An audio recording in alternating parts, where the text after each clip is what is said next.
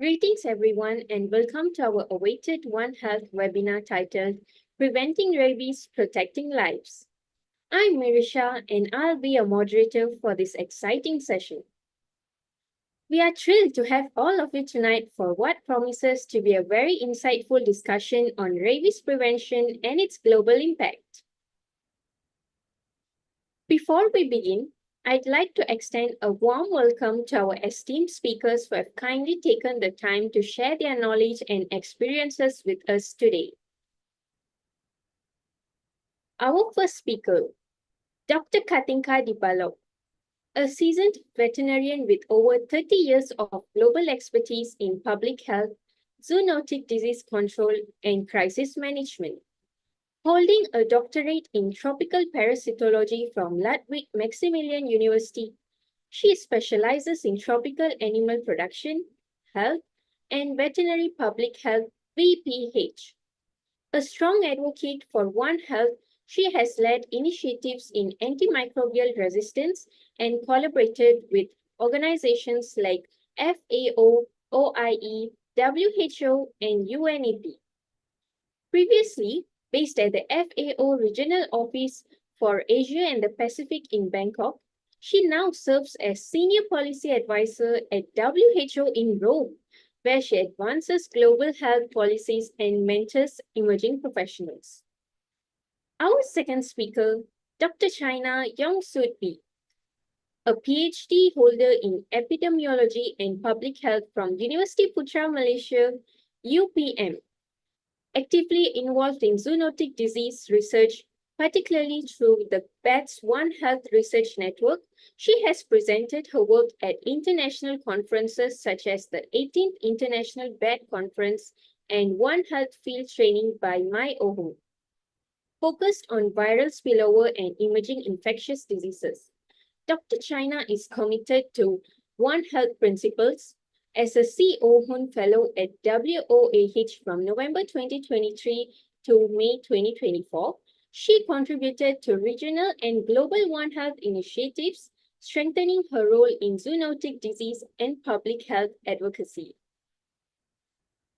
Our last speaker, Dr. Leonora Tua Marawe, the Assistant Chief Director of the Veterinary Disease Control and Biosecurity Division at Malaysia's Department of Veterinary Services, DVS. With deep expertise in biosecurity and disease prevention, she champions One Health approaches connecting animal, human, and environmental health. Dr. Leonora has led key biosecurity initiatives and managed disease outbreaks with a strong focus on rabies prevention and control.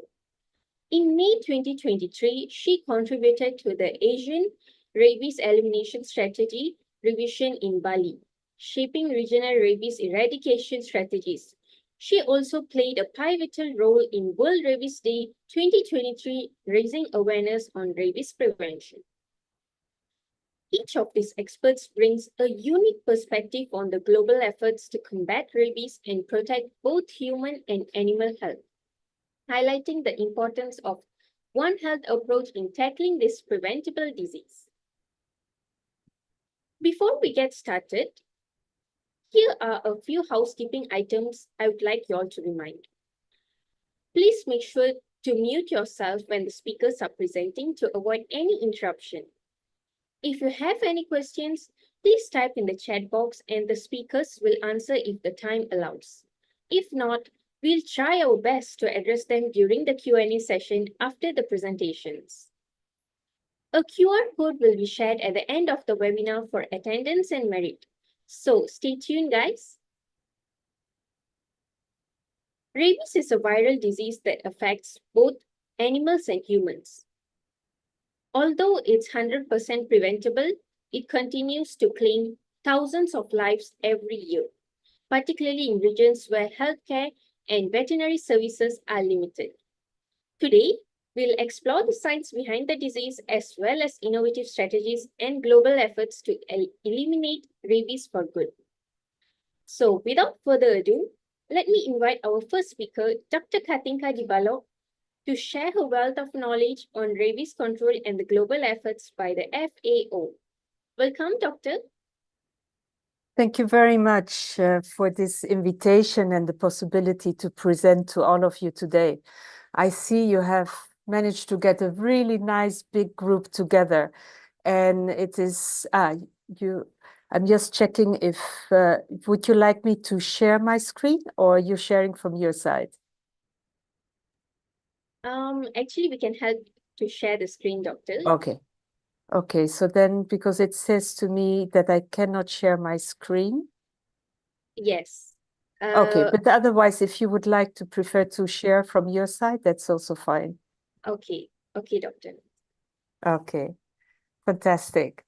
So clearly, I think you have really used the topic of One Health, which is absolutely essential for rabies. And often rabies is being mentioned as the One Health model disease. Next one, please. So clearly we need this One Health approach to address rabies, and mostly, and here I want to put up front the key message that mass vaccination of dogs and cats, that this has proven to be, the most cost-effective and most efficient way to actually save lives in the human health side. And in that way, we also stop the transmission of rabies, either from dogs, but also from other animals. Next one.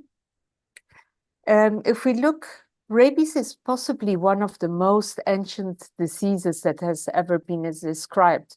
We find already in the Babylonian scriptures, but also scholars during, Mesopotamia, from China, from Rome, the Roman times, they already described this disease, that there is something happening that dogs transmit. Often it was already associated with dogs. And the original name of rabies comes actually from the Sanskrit, but also from the Old Latin. And it always means something related to furious, mad, and this describes the symptoms. Also, the word hydrophobia has been used. And this is one of the symptoms where we see that animals that are affected by rabies, they're not able to swallow. So they will be very thirsty. And when they see water, they actually go crazy because they're not able to swallow. The virus paralyzes the nerves. And this gives rise to what we call hydrophobia. Next one, please.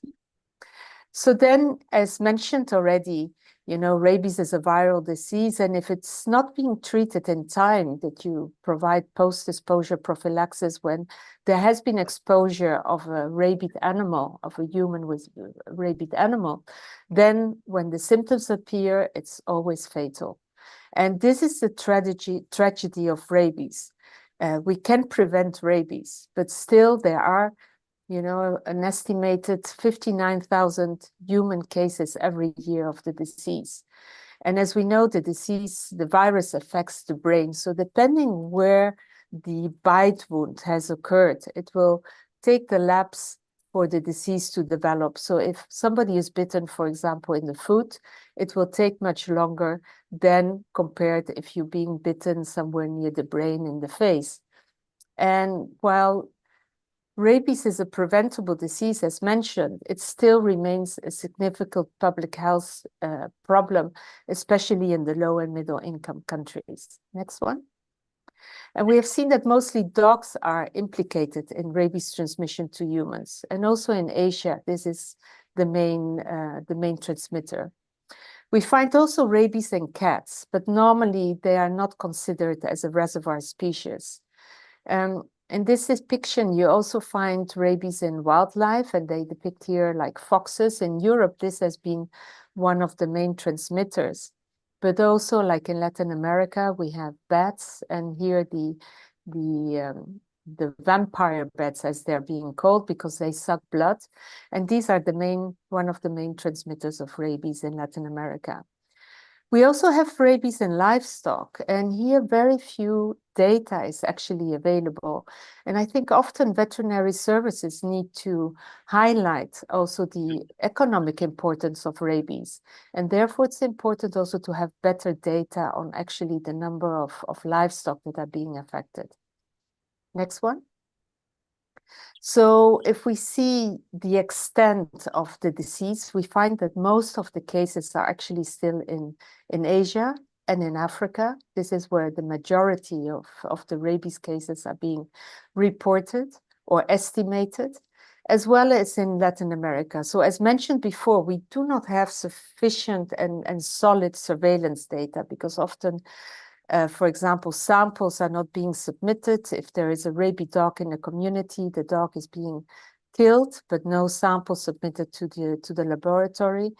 And therefore, we don't have very reliable data about it. And we know that about 40% of all the rabies cases are actually in children. And why is that? Often children are the ones that are in contact actually with the dogs. They get bitten somewhere near the face, and then the disease travels very fast. Or children are afraid of telling their parents that they actually have been bitten by an animal. And then if the animal is rabied, you know, this will have a very, very difficult outcome. Next one. But there has been a lot of efforts being made to control rabies. And actually, the World Health Organization, as well as the Food and Agriculture Organization, the World Organization for Animal Health, and the Global Alliance for Rabies Control, they came together and developed this strategy, 0 by 30. That means that by the year 2030, there should be no more human rabies cases transmitted by dogs. And this is, you know, a target that we have established in 2015, but it's very difficult to attain. But we are doing all the efforts and working very closely together to save lives, to have also to strengthen core capacity. So we're doing a lot of trainings, as well as conducting stakeholder consultations where we get the different stakeholders together to develop these strategies in the animal health field and in the human health field together. Next one. And that we're also able to respond to emergencies. In this slide, it's a little bit a busy slide, but I want to dissect it a bit. There are some activities that are in the human health side, while others are in the animal health side. And here we see that post-exposure prophylaxis and animal bite reporting and wound treatment, they are mainly in the human health field. But the surveillance and laboratory diagnostics, these are jointly. We need to exchange the information that we have and also strengthen the capacities. One that is very important, and I want to stress here, is public awareness. For example, what to do in case of a dog bite or an animal bite. And a very simple intervention, which is washing the wound with plenty of water and soap, and preferably under 15 minutes running water, is one of the main or the first action that would need to be taken. And it's very simple, and it can really reduce, you know, the risk of rabies developing. But very few people know this. And therefore, having important vaccination campaigns, public awareness campaigns where this is being promoted, as well as the importance of vaccinating animals and to seek medical treatment immediately after a bite. But you need to have good legislation in place in countries and also political support and funding. And this is what is often lacking very much. So therefore, creating awareness with the general public, but also with your politicians, with people in the government, with, you know, the people in the municipality, and also involving the communities. Next one. If we look further, there has been something that we call the rabies integrated bite case management. And I know it's a whole mouthful, but it's a very important way of improving rabies surveillance and response. So if somebody reports to the hospital with a bite wound from a possibly rabid animal, that this information is also shared with the veterinary services, so they can go back to the village or the community and investigate if there have been other animals that have been implicated, that have, for example, been bitten or showing any symptoms, and also if other people have been exposed to these animals. And in that way, encouraging them to go and seek post-exposure treatment. So this is a very important way to kind of get this collaboration going and to share information in a timely manner. Next one. If we look at the situation in Asia, so we know that Asia also, like most or less, accounts for 60% of the global rabies death. But we have in Asia clearly very highly densely populated areas, especially the urban areas. But most of the dog bites actually occur through, most of the human cases actually occur through dog bites. And I want to mention specifically also puppies here. As often the puppies are not vaccinated, and we still recommend that even puppies under the age of 3 months, if there are vaccination campaigns, that they actually should be vaccinated. Because often people think, a puppy, it bites, it plays, it's playful. But we have seen human cases arising from puppies. So therefore, to include them also in the vaccination campaigns. There are many, unowned dogs roaming the streets in various of the Asian cities and also rural areas. And often they are difficult to access for vaccination. I'm very pleased to mention that the oral vaccine for dogs has now been officially licensed in Europe. And this can make a lot of progress, that possibly we are able to vaccinate those dogs that normally are very difficult to access in specific areas. But clearly, we should still aim at vaccinating, parenterally, as many dogs and also cats as possible. The oral vaccine is clearly more expensive and also not always that easy to apply. Because if you have seen a pack of dogs, if you would give this vaccine, you would just lay it out. It would be especially the alpha male, the dominant dog, who would eat all the baits. So you have to have a very good strategy how you actually will try to vaccinate all these free roaming dogs. Then in Asia, we have a lot of different cultural beliefs and also practices. And understanding what are the local human-animal bond existing. This can help you to design the appropriate vaccination campaigns and public awareness campaigns.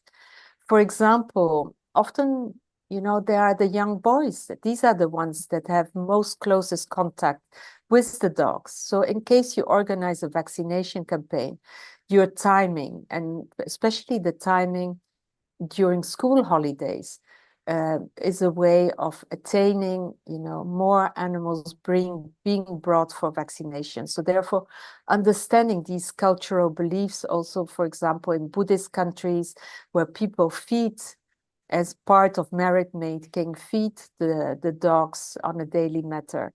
So understanding, often these dogs are much easier to approach because they're used to this human contact. So we see many countries making a lot of progress, and here I want specifically to mention Thailand and Philippines and also the Bangladesh that have proven having reduced the burden of rabies through very focused vaccination programs and also education. For example, the Philippines introduced information about rabies in their school curriculum. So all the school children in the country receive information about rabies. And clearly this helps to create more public awareness. Next one. If we look further at the situation in Latin America, where they had been very successfully controlling rabies in dogs, and here we have seen that it is most of the funds have been put by the public health sector. They even funded the vaccination of dogs. And we still struggle in many countries involving the veterinary services because they focus much more on livestock diseases and on economic important livestock diseases that also have trade implications. And then it's much more difficult to find the resources and also to have the people involved in dog vaccination campaigns. So having this collaboration with the human health side, where they're also willing to provide some funding, has been extremely successful in Latin America, where you can see the red is actually the human cases through dog bites have been reduced very rapidly after, for example, the big vaccination campaign started, and this reduced also the cases in dogs. In Latin America now, most of the human cases, unfortunately, are through bat-transmitted rabies, as I mentioned previously. Next one, please. So just to mention now that it's the human health sector to actually has taken the lead here. There are many opportunities, but also limitations in rabies control, and I want to mention a few. So first of all, this strategy that has been developed gives a very useful framework on how to address the disease. And we also have developed something that we call the stepwise approach towards rabies elimination, or the SARE approach, which helps countries to see, to first of all, identify in which stage they are and what are the activities they need to progress. So if, in case you would like to have more information of that, I can provide, later a link where you can read up about this. As mentioned before, the One Health approach is very useful here, but we also need to have access to finance. And for example, currently there is the Pandemic Fund, and here countries have submitted proposals, and some countries have included rabies in their proposals. I already mentioned the oral vaccine for dogs that recently has been improved, but still involving local communities is key. And we need to, we only will be successful it's finally the communities that collaborate, that will bring the animals for vaccination, that are aware of the disease and also of the measures to be taken. And here the World Rabies Day that is commemorated every year on the 28th of September has made a huge impact in creating this awareness. And some countries actually use this day to organize massive vaccination campaigns. And I just wanted to mention still from Latin America, what has been successful. For example, a country as Brazil, that is huge and has about 100 million inhabitants.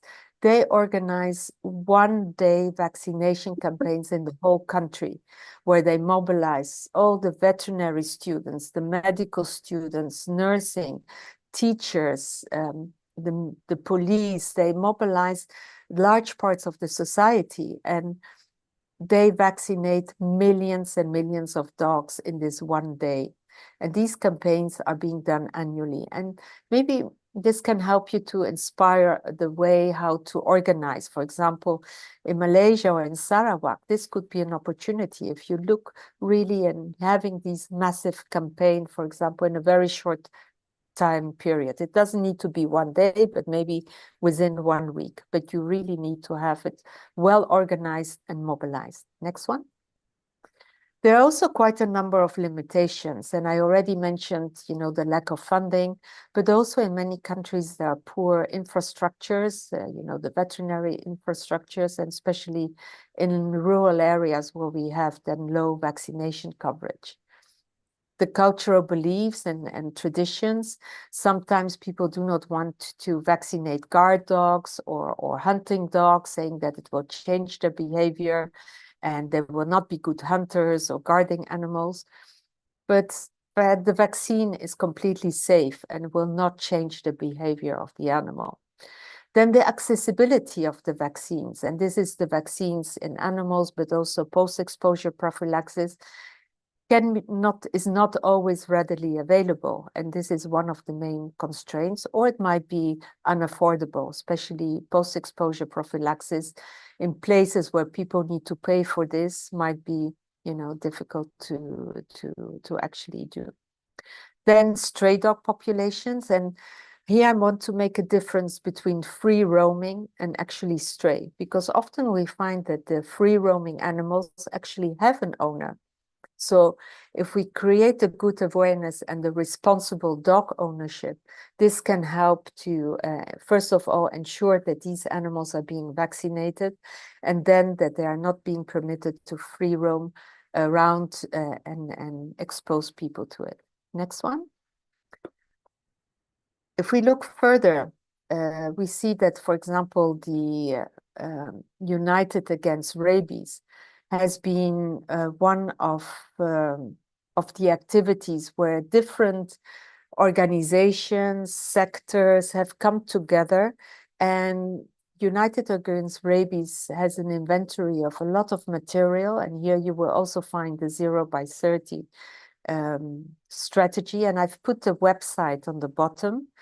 There are a number of webinars that actually United Against Rabies organizes, but also podcasts.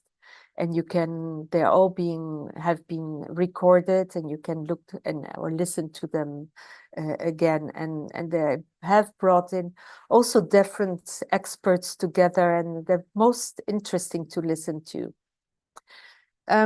We know that mass vaccination of dogs is essential, and also creating the public awareness. But also we need to invest in innovative tools, and this can be diagnostics, for example, to have the development of diagnostics that can be used in the field, because nowadays still we need to send the samples to the central labs where you have, you know, mostly the immunofluorescent microscopes needs to be available. But also testing with PCRs is a new way forward. And we are also looking at ways how better the samples could be transported. Because clearly, if you need to transport a whole animal or the head of the animal, this might be difficult. So extracting the samples in the field, but we always need to make sure that the persons are not exposed to any risk when they take the samples. Furthermore, the collaboration, the international collaboration and the community-based involvement, we need to ensure that rabies control is sustainable. Having a program for just 1 or 2 years is not sufficient. You need to plan for the long term, and you need to plan rabies control at least for 5 or 10 years. And then it's extremely important that you also have good collaboration with neighboring countries to avoid that the disease is reintroduced once you have eliminated it, or that already from the beginning you start to establish buffer areas at the border area where you have good vaccination coverage, but also ensure that the movement between animals is regulated, so to avoid the disease of being reintroduced again. Next slide. And with this, I'm really coming to the end of my presentation. You know, we all know that rabies is 100% a fatal disease, because once the symptoms start, the person cannot be saved anymore. And it's very traumatic to see a person or to have a loved one who dies of rabies. And rabies is really one of the most horrible diseases I can say. And we need to be conscious that we are actually in the position to prevent this horrible disease. And here, again, public awareness, vaccinating dogs, and also ensuring the availability of post-exposure treatment are key. And with this, I would really like to thank you for your attention. I've put my email on the bottom, and I will be with you just for a few minutes for any questions. And I'm sorry, I will need to leave afterwards. And I'm wishing you all the best with your future. And thank you for being rabies champion. Over to you, Marisha. Thank you so much, Doctor, for that informative presentation. Now I open the floor for questions. If you have questions, you can please type in the chat box. Please feel free to do so, because Dr. Katinka Dipalok will definitely answer all our questions today.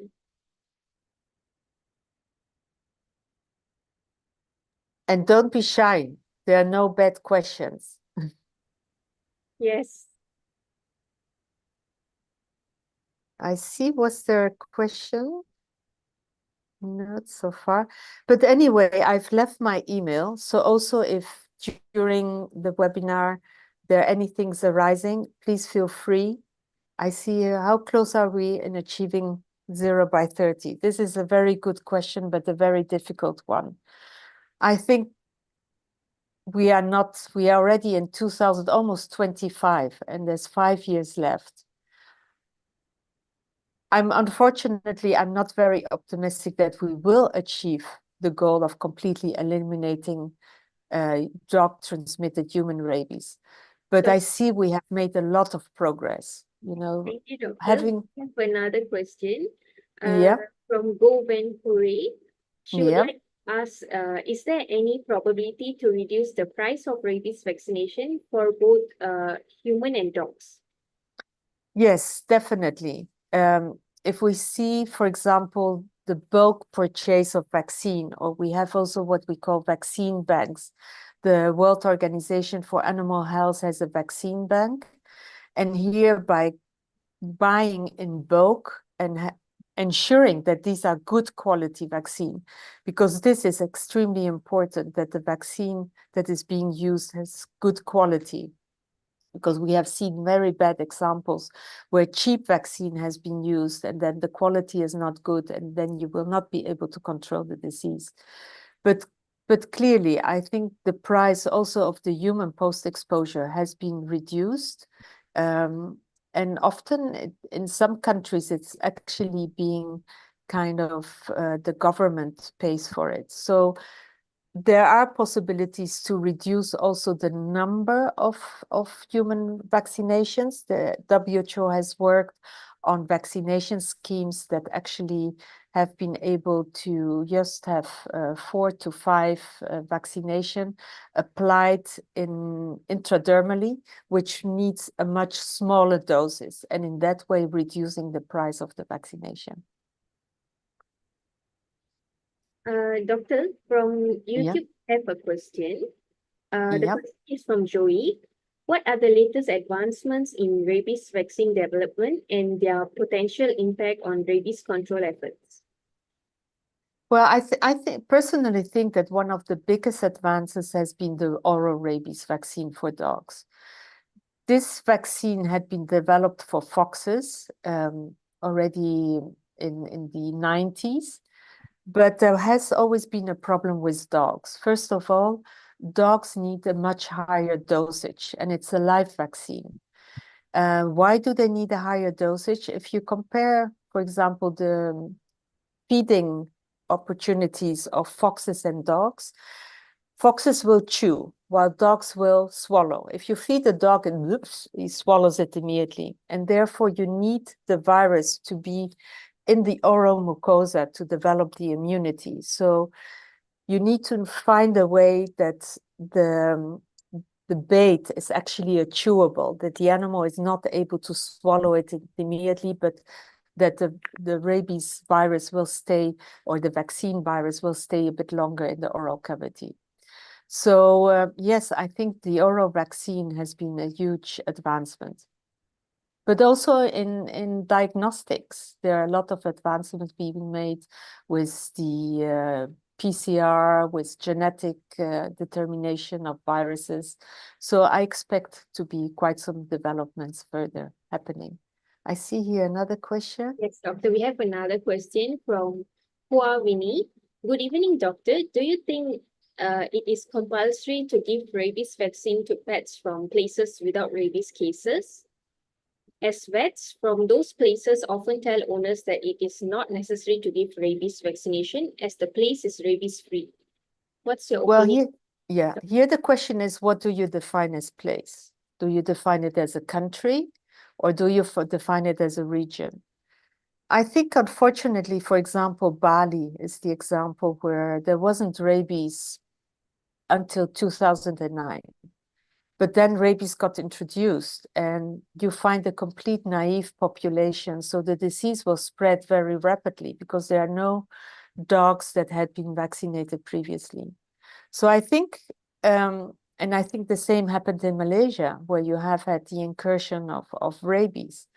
So I would be, for example, in Europe nowadays, they don't vaccinate any dogs anymore.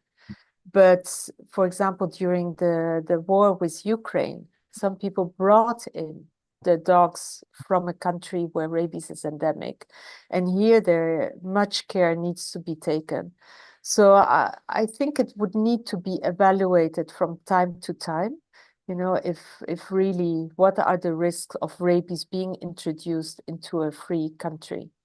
And certainly people that travel with the animals, they always will need to vaccinate them. And any animal that is being introduced in a country that is free of rabies needs to ensure that, for example, the titers of the rabies vaccine are really high, and if possible, also introduce quarantine measures. Thank you. Thank you, Doctor. We have another question from Tan Yi Ling. Hi, Doctor. Do you agree with controlling the stray population by killing the strays instead of vaccinating them?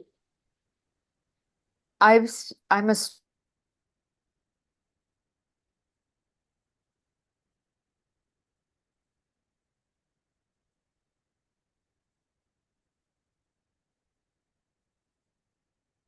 Oops, I think Doctor has some technical issues, is it?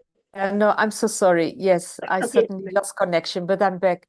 No, this is a very important question, and I wouldn't agree with destroying the dogs. I would, if you have the possibility to vaccinate them, vaccinate as many dogs as possible, especially the stray ones, because they will be your buffer to ensure that the disease is not further transmitted.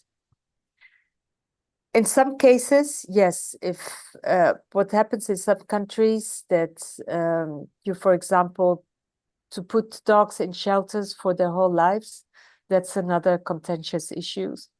You need to find the solutions that are adapted to the local situation. I think in some cases you need to reduce the suffering of dogs. So if you have dogs that are stray dogs that are not healthy, that are not well, also in terms of animal welfare, you might need to put them down, and to put them down in a humane way. And therefore, the use of strychnine has been forbidden all over the world now. The World Organization for Animal Health has banned the use of strychnine because it gives unnecessary suffering to the animals. And I personally think there needs to be much more research on actually injectable contraceptives for dogs to reduce the multiplication of dogs, and especially of unowned dogs. But there is quite some groups researching on that, but unfortunately they haven't found yet the right drug to be injected. And there was another question, I think.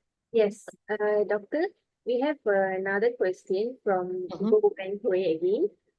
Is there any side effect on rabies vaccine in dogs? Because my community vets would always suggest to separate with another vaccine, like canine distemper 10-in-1 vaccine. Oh, the side. Yes, normally as far as I know from small animal practice, that they have two vaccines. In theory, I don't see why it wouldn't be possible to make a cocktail, but as not it would be much more expensive to have this combined vaccine.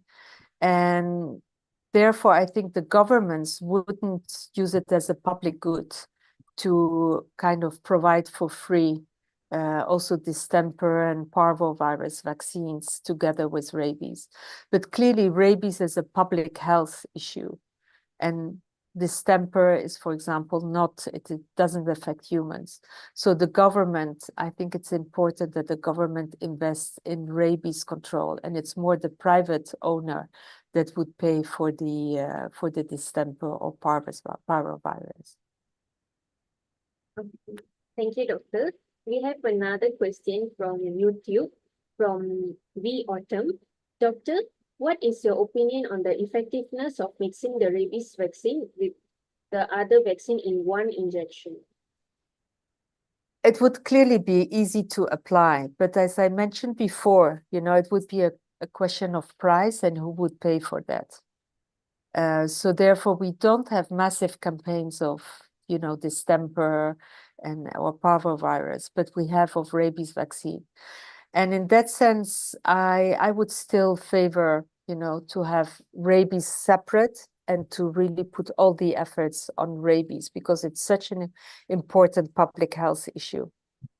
But theoretically, I think it's possible to combine to make a cocktail of different vaccines together. Thank you, Doctor.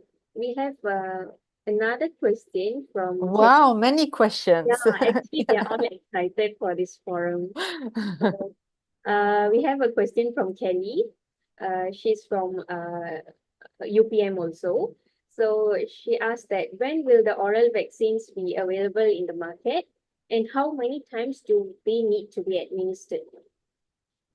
Well, so far it's now on the market in Europe, and it would be a question of licensing it in other countries. But I think having it now on the market in Europe is already huge progress. At least the protection would be 1 year. I don't know exactly if it would be for longer. I don't have that information.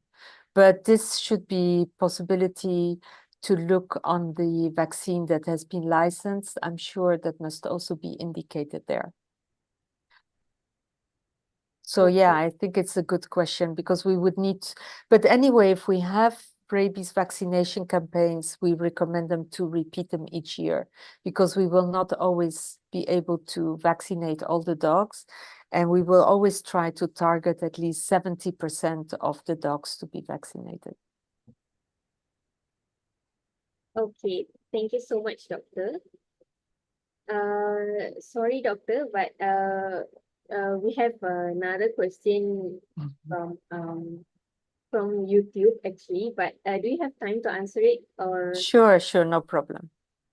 Okay, so the person actually asked that since rabies transmission is quite vulnerable to children, so what are your advices to parents to avoid their children from getting infected from rabies, especially with those who are having dogs as their pets? Yeah. For example, it's very important dog bite prevention. There are many measures that we can take. For example, if a child is on the road and a dog comes, it would be important that the child doesn't start running, because then the dog will chase the child. It's best to, they say stand like a tree and put your hands, across your body. There are different ways, or if the dog attacks you, make yourself small as a ball and protect your head. So there are a lot of advices that can be given on dog bite prevention. And I think they should go hand in hand with rabies awareness campaign, as well as in the household, also to make sure that the children, treat the dog carefully, don't hit the dog. There are many ways how to enhance the relationship between humans or especially children and the pet animals. Don't go to a dog when the dog is eating, for example. Then the dog becomes more aggressive, or a female dog that has puppies. So there are a lot of, and you will find also on YouTube information about dog bite prevention. And I think this should go hand in hand with the rabies a public awareness campaign. Thank you. Thank you so much, Doctor, for that informative presentation. So since you are about to leave, can we take a photograph session with you? Sure. Okay. Definitely.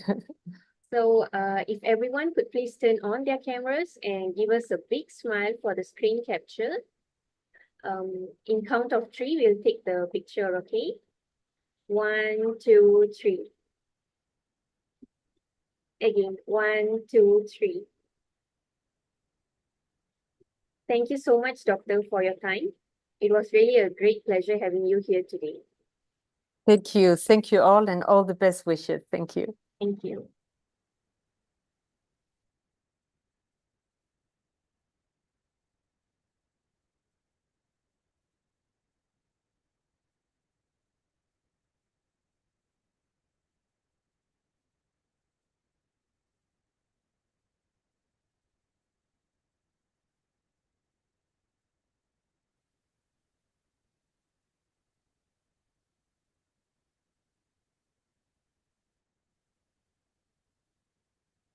So now for the summary session, I would just like to give a short summary about what Dr. Katinka just elaborated.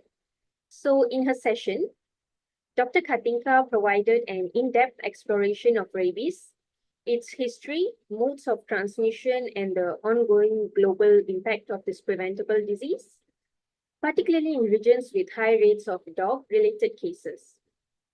Rabies, as she noted, continues to cause preventable human deaths, with the majority resulting from dog bites. She also highlighted the Zero Cases by 2030 initiative. It's a comprehensive plan launched in 2015 by a coalition of international health organizations, which is the WHO, FAO, WOAH, under the One Health framework. So this ambitious plan is centered on a coordinated country-focused approach to eliminate human deaths from dog-borne rabies by the year 2030. Dr. Katinka also particularly emphasized the role of animal care in preventing rabies transmission. She advised that pet owners should adopt specific hygiene practices such as frequently washing their dogs' water bowls to reduce any risk of infection through saliva. Furthermore, she pointed out a major challenge in rabies prevention, which is the high number of unvaccinated puppies, which are often responsible for spreading rabies through bites. Vaccination, she stressed, is a critical tool for breaking the transmission cycle, and oral vaccines for dogs are proving to be a practical and effective means of ensuring widespread immunity in dog populations. In her closing, she urged continued efforts to raise public awareness and educate communities on preventive actions by working together under the One Health approach and adopting these evidence-based strategies. So she also emphasized the goal of zero human rabies cases by 2030 is achievable, promising a future where communities are safer, healthier, and free from threat of rabies. So that's from Dr. Katinka. And please don't worry for those your questions are not answered, because we will definitely email Dr. Katinka those questions and get a reply as soon as possible for you. Now, let's welcome our next speaker, Dr. China Yong Sudbi, a researcher with the Lancet PPATS Commission on the prevention of viral spillover. Dr. Kaina will delve into preventive strategies that tackle viral spillover and the importance of a One Health approach in combating zoonotic diseases like rabies. Welcome, Doctor.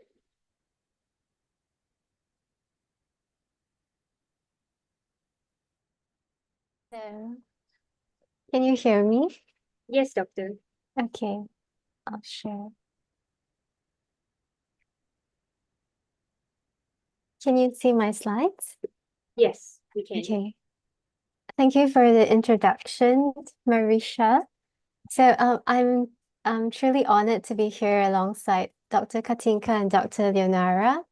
And when Nadia from the One Health Student Club invited me to speak for this event, I was actually a bit surprised because rabies is not actually my primary area of experience. But she assured me that sharing my One Health journey and my recent fellowship experience will be valuable for all of you. And I think that you'll also be able to relate to me, as I am a proud UPM alumni very recently. And I was also a former One Health Student Club member. So here I am today. Well, nice to meet you, Doctor, former One Health Club student. Well, we are actually the organizers of this forum. We are also from One Health UPM. Yes. Okay. So I'll be talking about my One Health journey from campus to field. So a little bit about me is that I grew up loving animals and I dreamt of being a vet since I was 4 years old. And immediately after high school, I enrolled into Diploma of Animal Health and Production in UPM Bintulu. Did my Doctor of Veterinary Medicine, then a PhD in Epidemiology and Public Health. So UPM has always been an amazing place for me because it gave me so much opportunities to grow and develop professionally, especially with the amazing lecturers from the faculty who are like family to me. And I was also a very active student. So today I'll be sharing some of the One Health programs that I have participated locally and internationally. At the same time, I will touch a little bit on the rabies aspect in those programs. So I have always been a fan of wildlife since I was in diploma, and I would always extend the duration of my internship in those wildlife internships. And why did I start off emphasizing on wildlife? It is because it is the major reasons that attracted me to One Health. So I love nature and often felt that wildlife health, and nature are neglected in the larger scheme of things. And One Health gave us the opportunity to bring awareness to the role of ecosystem to our health and humbling us as humans to have a more holistic and ecocentric view of the world. And besides that, I also love studying about zoonosis and epidemiology. And in our epidemiology and public health class, I remember watching the movie on Contagion, and I was very attracted to the scene where Kate Winslet was talking about how the epidemiology of the outbreak and R naught and whatnot, the things that we hear so often in the recent COVID-19. So my very first program in One Health actually was in DVM4 in 2016. And in this program that was held in the National Defense University, there was two speakers that really gave me an impact. And the first one is the late Professor Dr. Rick Spear. He is actually a medical doctor and a vet, and he was talking about how different health personnel are working in silo and how the communication between vets and medical doctors can often break down when actually we are all always speaking almost the same language. We can speak the same language. And another one is Dr. Kabir, who had many years of experience as the Director of Disease Control Division from Ministry of Health. And later that year, I was very fortunate to be one of the 2 Malaysians that was sponsored to attend the Global Health True Leaders program. And if you can see, this is Prof. Hare, who was the dean at that time. And beside him is Dr. Arif, who is from Ministry of Health. So it was an extremely intensive program, 7 days. We would wake up at 4 o'clock. By 4:30 a.m., we would be marching outside of this grand hotel. But it gave us a very, very good sense of discipline. At the same time, we were having intensive training, leadership training on global health, infectious disease management, and we conducted community outreach, field work, and cultural exchange, all all under the eyes of Indohoon, lots of amazing lecturers, as well as the Indonesia Army. So one of it was, and if you notice, there is a photo of us learning how to dance. And this is quite interesting because in this program, they really emphasize on the role of culture and belief, because when culture and belief often shapes the way we interact with our environment, and it will determine the success of our community health interventions. And this is our visit to the Arma Art Museum in Ubud of this beautiful piece of painting, because this actually shows that people in Bali believe that dogs will accompany them to heaven when they die. So dogs are seen as guardians, spiritual beings to them. So it is often very difficult to convince people in Bali that dogs can carry disease. So it is more challenging to advocate for vaccination and neutering. And one of the reasons why this Global Health True Leaders program was held in Bali, because Bali has the highest risk of highest cases of rabies in the whole Indonesia. Then upon returning from the Global Health True Leaders program that year, with the support of my Ohun, Prof. Hare and Prof. Latifa, I kickstarted our first One Health Student Club in UPM. And this is the team behind me. We actually started with only 6 of us, I think, discussing over the College 17 cafe on how to get this started. Then we started opening applications for the committee. And so I'm very proud of this team, and they have put together many wonderful programs, including the One Health ambassador programs over 2017 and 2018 that brought students from various faculties that also did community outreach with school children and also orphanage homes. And this is another program that was memorable to me, where we stayed with foster families in Kelantan, conducting health surveys and also outreach in schools. So after my Doctor of Veterinary Medicine degree, I continued with a PhD of Epidemiology and Public Health with Prof. Latifa Hassan.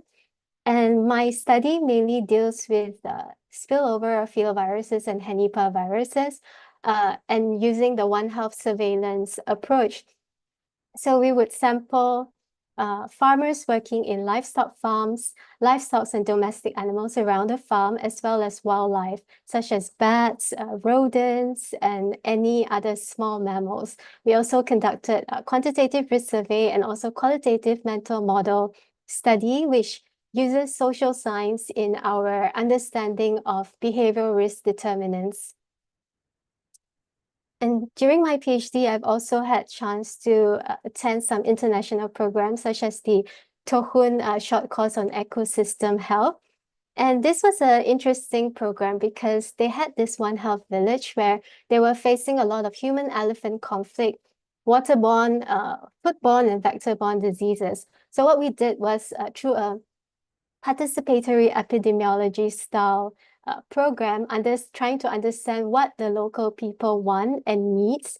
Then we did field sampling, laboratory testings of fecal samples from humans and animals, from water samples, from food samples, and many more. And this is quite an interesting photo because one of the team actually made a model of the village, trying to explain to people about human-elephant conflicts and also using social innovation techniques and ideas to teach them what are the possible ways to prevent such conflict from happening.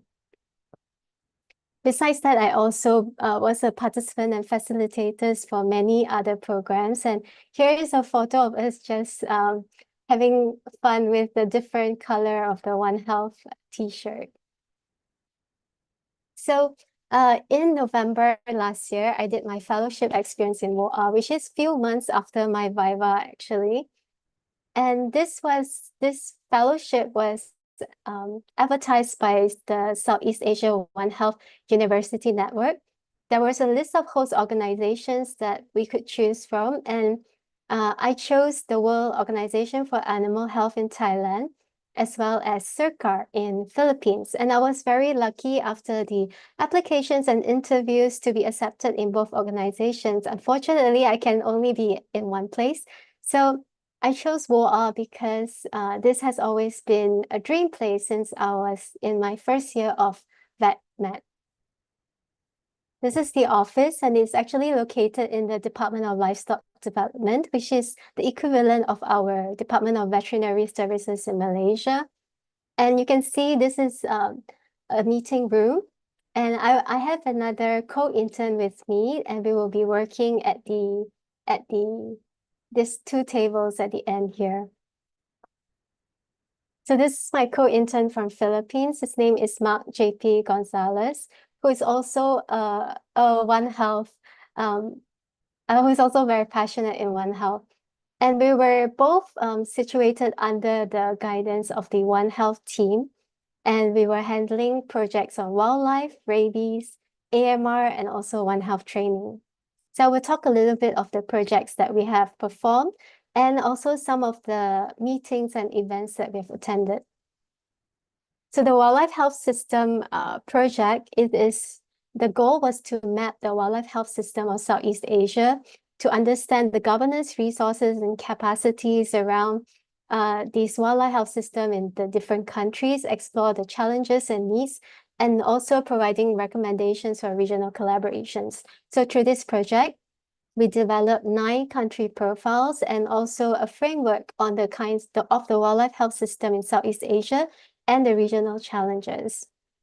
So one of the output from this project was used in the recent Southeast Asia Wildlife Health Network meeting, which Dr. Leo was also Oh, she was in the CEO meeting, sorry.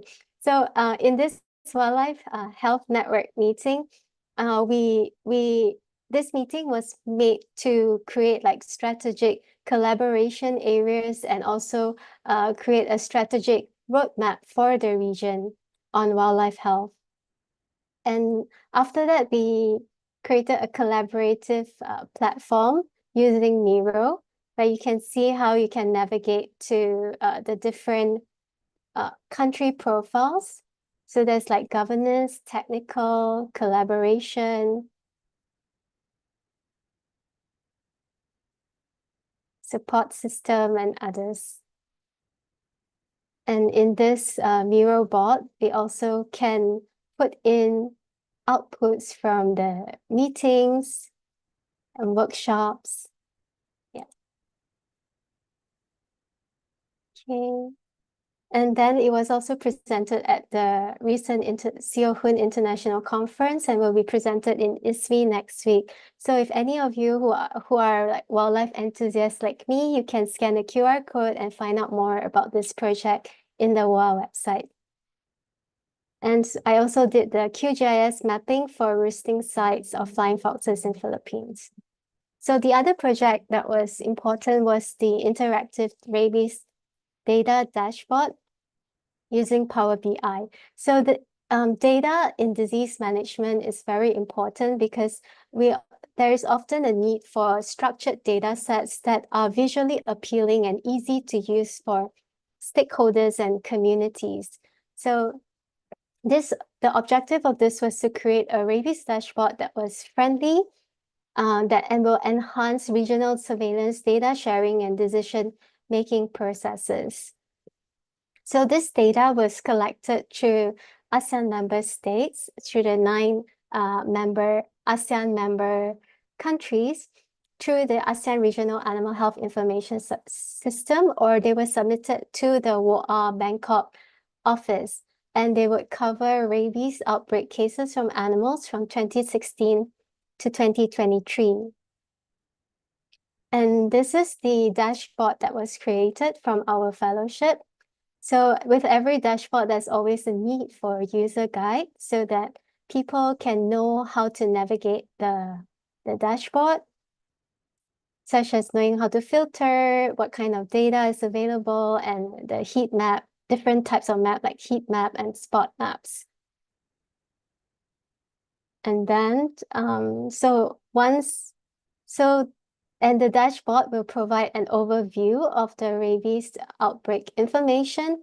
And it is interactive, meaning that everywhere you click will provide such information for stakeholders and communities to use. And this dashboard will be expected to be published on WOA website in time to come. So one of the challenges that we face when creating this dashboard was the challenge in trying to synchronize the different kinds of data from different countries, because each country will be collecting their own types of data.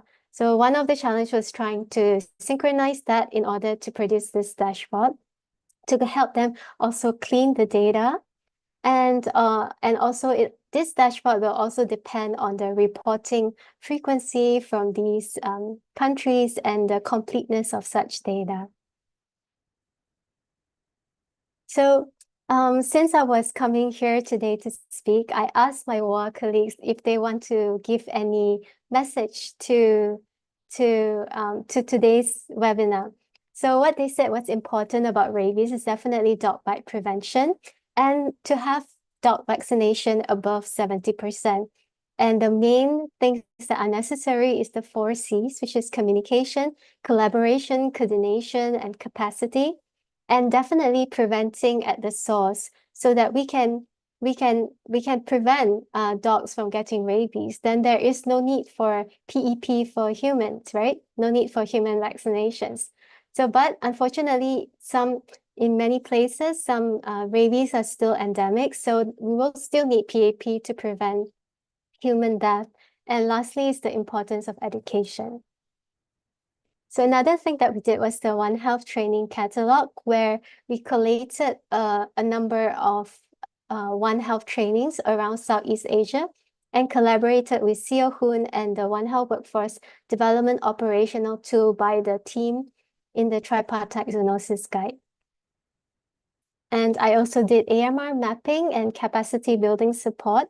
So this was actually, I followed Dr. Tikiri, who is the AMR technical officer, before my fellowship and also after my fellowship, supporting some of the programs in Malaysia, which is the Malaysia Action Plan and stakeholder workshops.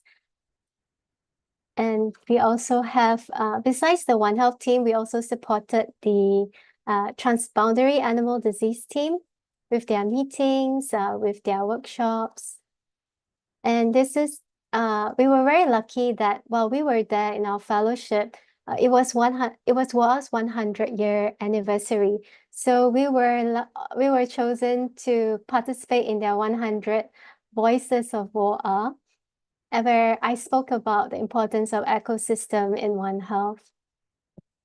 And then we also helped in piloting the WA guidelines for addressing disease risk in wildlife trade, and participate in their annual strategic meeting with partners and stakeholders. And the one on the right here, if you know, is Dr. Farhan, who is the dean from UMK. Yeah. And these are the other activities that we participated in, such as the twinning programs, the PVS public-private partnership workshops, the bilateral meetings, and meetings on legislative reviews. So I have been very lucky to be working in WOA because it was such a healthy work atmosphere with strong leadership, cooperation, communication, and motivation. So these people, my colleagues in WOA, really gave their heart in everything that they do. So it has also clarified my career path and empowered me to continue pursuing my goals in One Health. So currently, with the experience from my university, my PhD, and also in WOA, I am now working with as a researcher for Lancet Preventing Pandemics at the Source Commission on Preventing Viral Spillover, where I conduct policy reviews, foresighting, and key informant interviews to assess the implementation of viral spillover and pandemic prevention. I'm also assisting EpiCove's second phase, which will be starting very soon to strengthen the field epidemiology in Malaysia.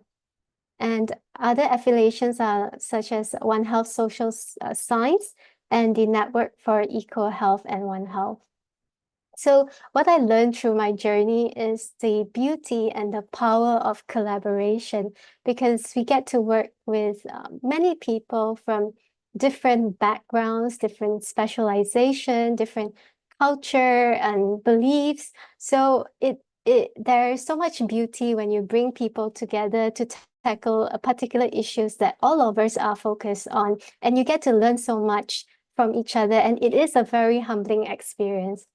And secondly, it's a very critical role of social science in One Health, because human behavior, cultural dynamics, and social systems will affect the way that we implement One Health in interventions, or the way that people perceive any issues. So it's very important for us to tailor interventions that are unique to cultural, social, and environmental contexts, such as in the case of the rabies, and understanding the relationship of dogs to the people in Bali.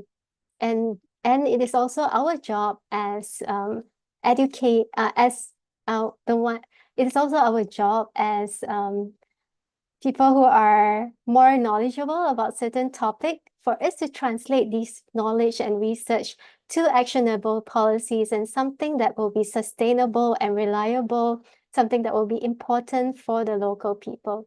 Therefore, stakeholder engagement is always very, very important. So this is where communication comes to hold, and collaboration is important. And other than that, I've also learned a lot about international project management from my time in WOA. And through this One Health journey, I gained many meaningful friendships and broaden my network, and also had the opportunity to travel to many places. And it gives me a broader sense of the world, a bigger global and system perspective to issues that we are tackling most of the time. And also I gain how to translate education and research skills into real-world applications and many more. So while my experience is unique, One Health is broad with many pathways. So there is always something for everyone in One Health. So you can also follow your passions and carve out your own journey. And these are some of the opportunities and resources that you can look at, which is the My Ohun and the Southeast Asia One Health University Network website. They have a lot of modules and resources and training programs, support scholarship programs for internships, for travel grants, or even fellowships. And also to look into the WOA website, the WHO website for different publications, courses, or webinars. And there is the AppCovey, which is the AP Cove that will be starting in Malaysia soon. But there are already 36 e-learning modules on their website. So you can learn it at your own pace in 5 different languages on outbreak investigation, surveillance, data analysis, risk analysis, One Health, biosecurity, leadership, and communication. There is also the safety net One Health, which is associated to TEFINET, and they are more on field epidemiology courses. And of course, we cannot forget the environment sector, which is the UNEP website. And this is an online conservation training list by Russell Gray that I found in LinkedIn, and I think it's very helpful. And there is also the Pandemic Prevention Leadership Initiative Fellowship Program by WCS that happens quite regularly. And the One Health Commission website, where you can sign on to their newsletter to get a lot of global One Health issues and resources and events. So if you're interested, you can definitely subscribe to this One Health Commission. And there is also the International Students of One Health Alliance, ISOHA. So my One Health journey wouldn't be possible without UPM and my Ohun especially. I'm very, very thankful to Malaysia One Health University Network, Southeast Asia One Health University Network, Tohun and the Indohun, and especially to Prof. Latifa, who has been my friend and colleague and support and inspiration since I was in university. And this is her in our recent Lancet meeting in Glasgow. And the one in the middle is my mom. So this was the first time that they met after she has been supporting me for maybe 6 to 7 years. Yeah, so this was the first time she met. And to my PhD supervisors and Ajahn Sangdeng from Tohun, as well as my WOA colleagues, my co-intern, JP Gonzalez, and friends and family. So thank you very much today for your attention. Thank you so much, Dr. China, for shedding light on the innovative strategies and preventive measures in rabies control, and also your journey in My Ohun. And you are the founder of our club, actually. Thank you for that. Because of you, we are here today in this club. Thank you so much. And for participants who would like to ask questions to Dr. China, please save your questions because we'll have a Q&A session with both our speakers, Dr. China and Dr. Leonara, during the end of our session.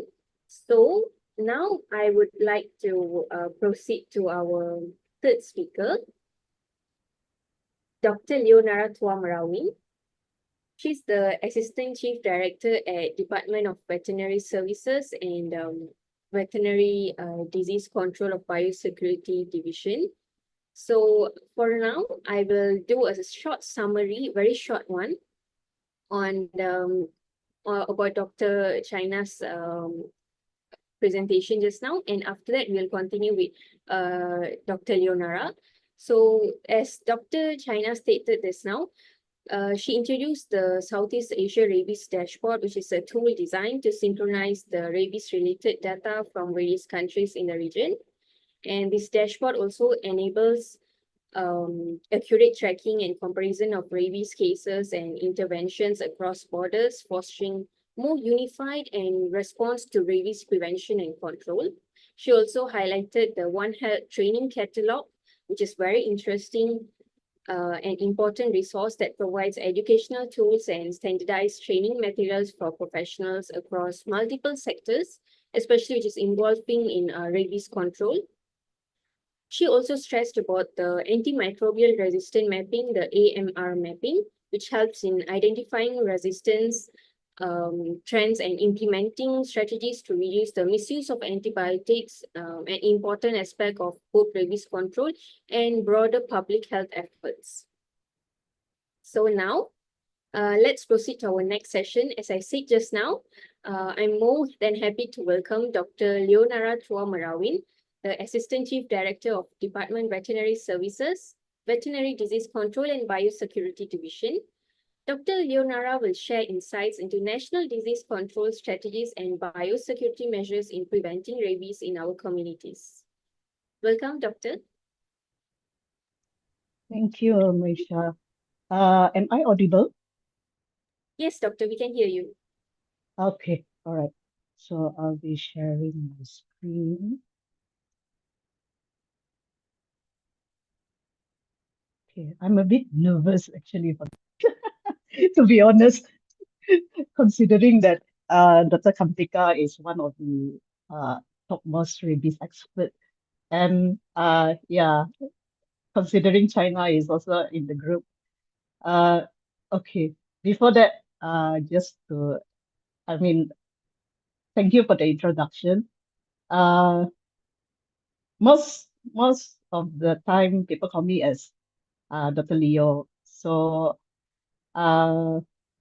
my experience with rabies is not to say that much also, but my initial introduction into rabies is more on coincidental, where I was involved in the rabies control back in Kedah back in 2015, and also when I was in the wildlife department, where I come into knowing more into about rabies itself. That's where I met Dr. China itself, herself during her PhD project. So what I'll be presenting today is just more on what is the situation in Malaysia itself when it comes to rabies. So uh, I I'm not uh, I'm not trying to give a lecture, but it's just more as an overview, what is our problem and what is the actual rabies threat that we are facing now here. So on behalf of the Department of Veterinary Services, before that, I am a Serapian. I'm actually from Sarawak, but I'm not working with the Department of Veterinary Services of Sarawak. I'm actually working for the federal level of the veterinary services. That means I'm based in Putrajaya, but I keep engaging also with DBS Sarawak, with DBS Sabah, and a lot of the states when it comes to rabies control itself and prevention. So to start off my talk, I'll start off with, oh, it's not moving. Okay. I'll start off with this question. This is for everyone to think, because we've been listening to Dr. Kantika's talk, we've been listening to China's talk.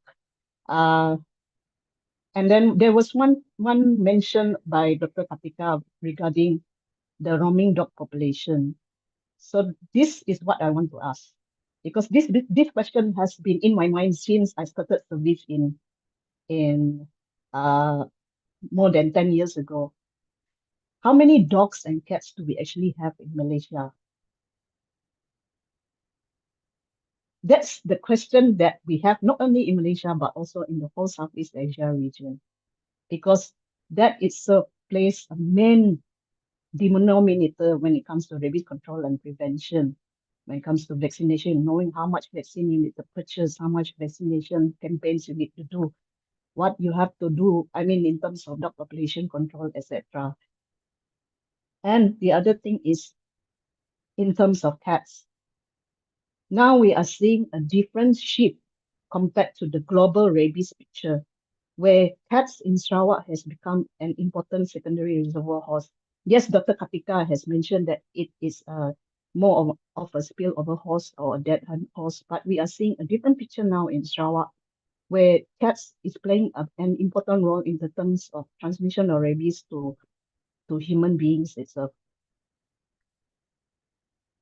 And when it comes to dogs, we have very good data in terms of on dogs, especially when it comes to places or councils or areas that were covered by councils involving licensing of dogs, etc. But how about roaming dogs? That is the big question mark. It's not only in Malaysia, but also all the other countries within Southeast Asia. So I leave that for you all to think in terms of how many dogs and cats do we actually have here? Now going into what is rabies and how is it actually in Malaysia, the threat itself in Malaysia. If we look as an overview or in a bird's eye view for the whole Malaysia, we are divided into 3 regions. For those who are not familiar with Malaysia itself, Peninsula Malaysia, we have 1 region, which is 3 regions, which are Peninsula Malaysia, Sarawak, and Sabah. The Federal Territory of Labuan falls under Peninsula Malaysia as one of the the 3 federal territories.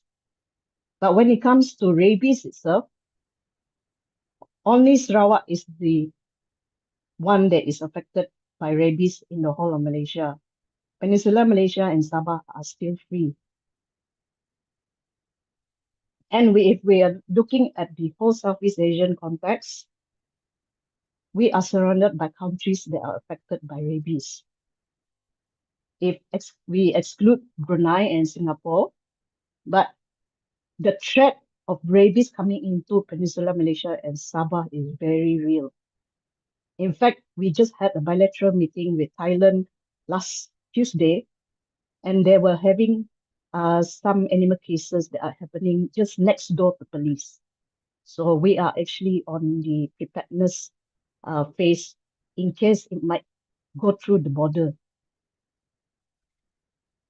In the first place, Malaysia was actually free from rabies in year 2013 after a very, very long battle for 115 years. We actually obtained the self-declaration back in 2013 for the whole country.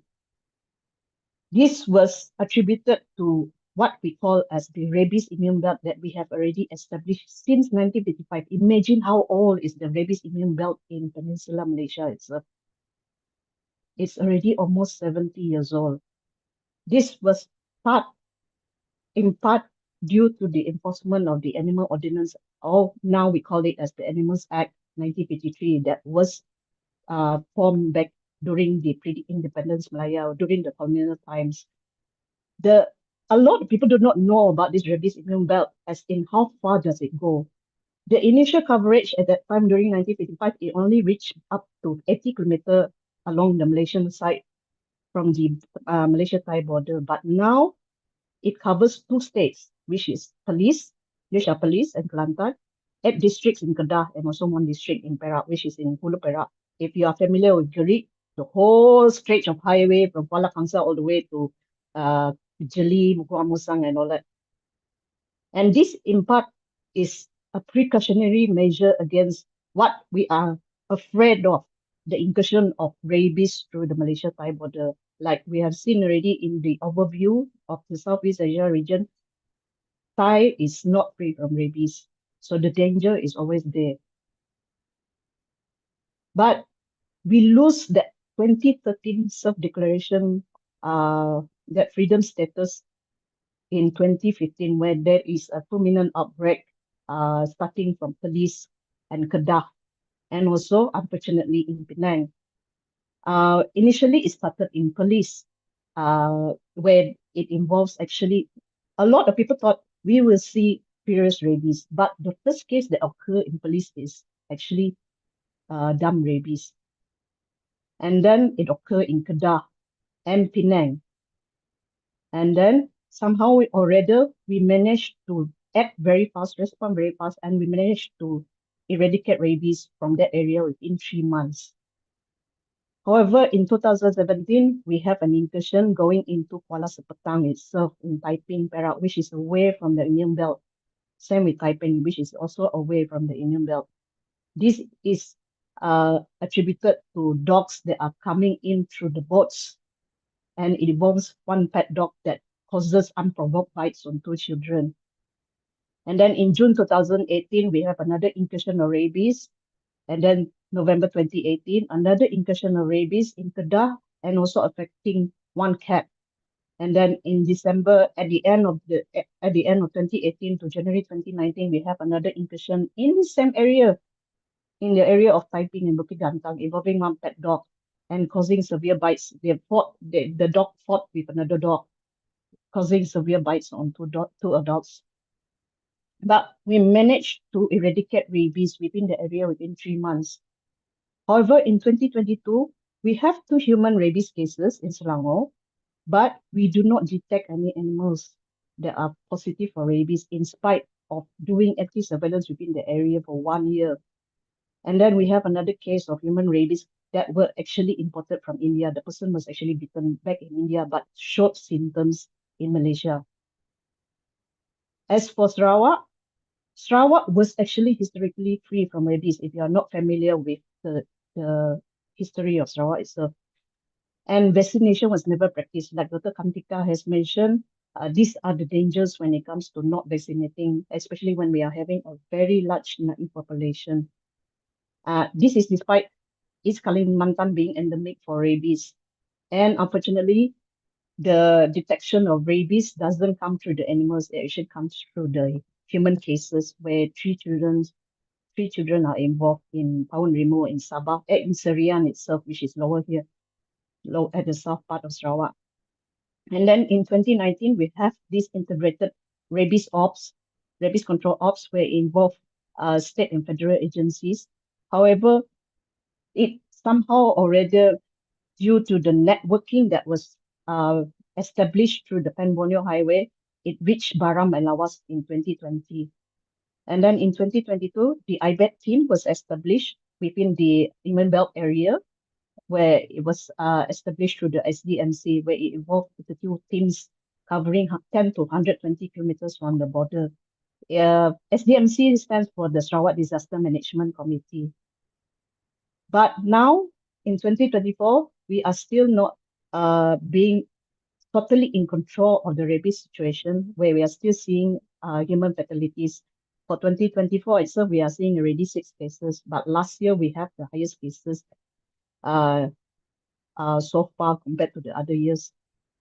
And then in terms of animal rabies, we have 1,000 plus animals being tested positive, with almost 90% involving dogs, but with an apparent prevalence of 23.8. That means 1 in every 4 dogs that are tested is positive for rabies. And the cats, that is where the picture differs from the rest of Southeast Asia, or in terms of globally, where we are seeing a higher number of cats testing positive for rabies. That means 1 in every 3 cats that are tested is positive for rabies. And the 0.2% others, later on, I will show the next slide. So don't be afraid of this graph. This is just to show you what is the actual positive epidemic curve that is going on now in Sarawak since 2019 for the past 5 years.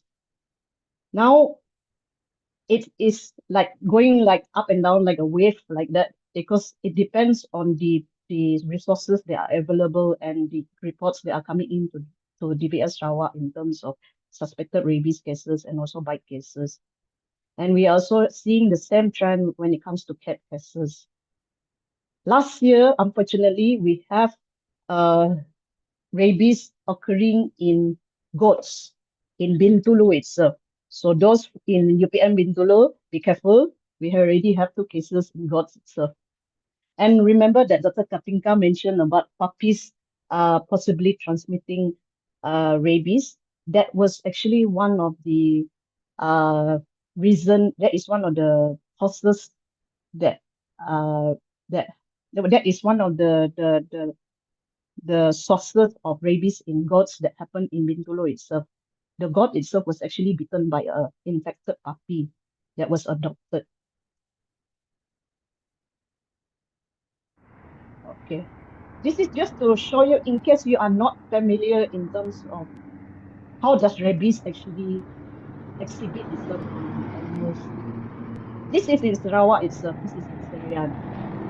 And this dog is actually circling without any headway and all. And this is actually not a normal behavior.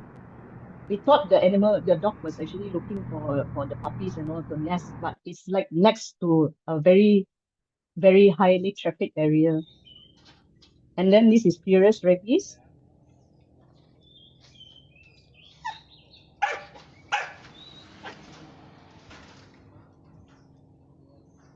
The dog is how to say, easily irritated and all, and it tested positive for rabies. Even though it looked like a normal dog, but it's actually already exhibiting signs of rabies.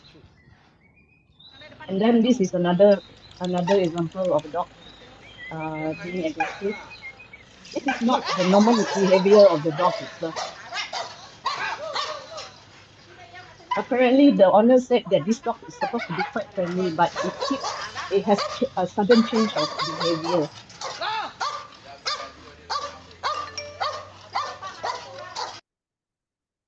Okay, and this is dumb rabies. For those who are not familiar with it, in fact, this case was actually discovered by my team back in 2017 in Kuching. This is the first case of rabies in Kuching.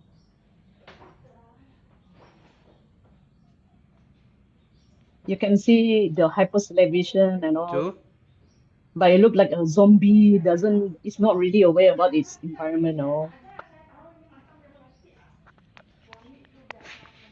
And then when the fellow was given water and all, it doesn't really feed on it. And my team actually sprayed water to see whether is there any hydrophobia. But apparently, hydrophobia is not a very typical sign that you see in animals. Okay. And then this is rabies in cats. This is the cat case that happened in Kedah.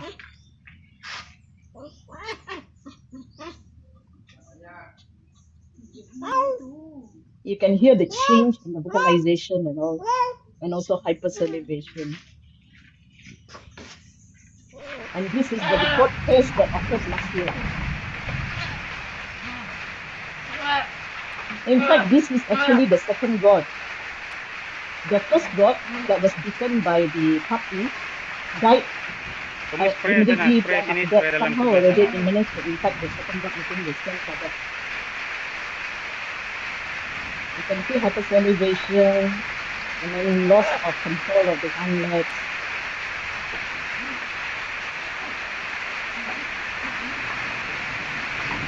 And it kept headbutting into the side of the paddock.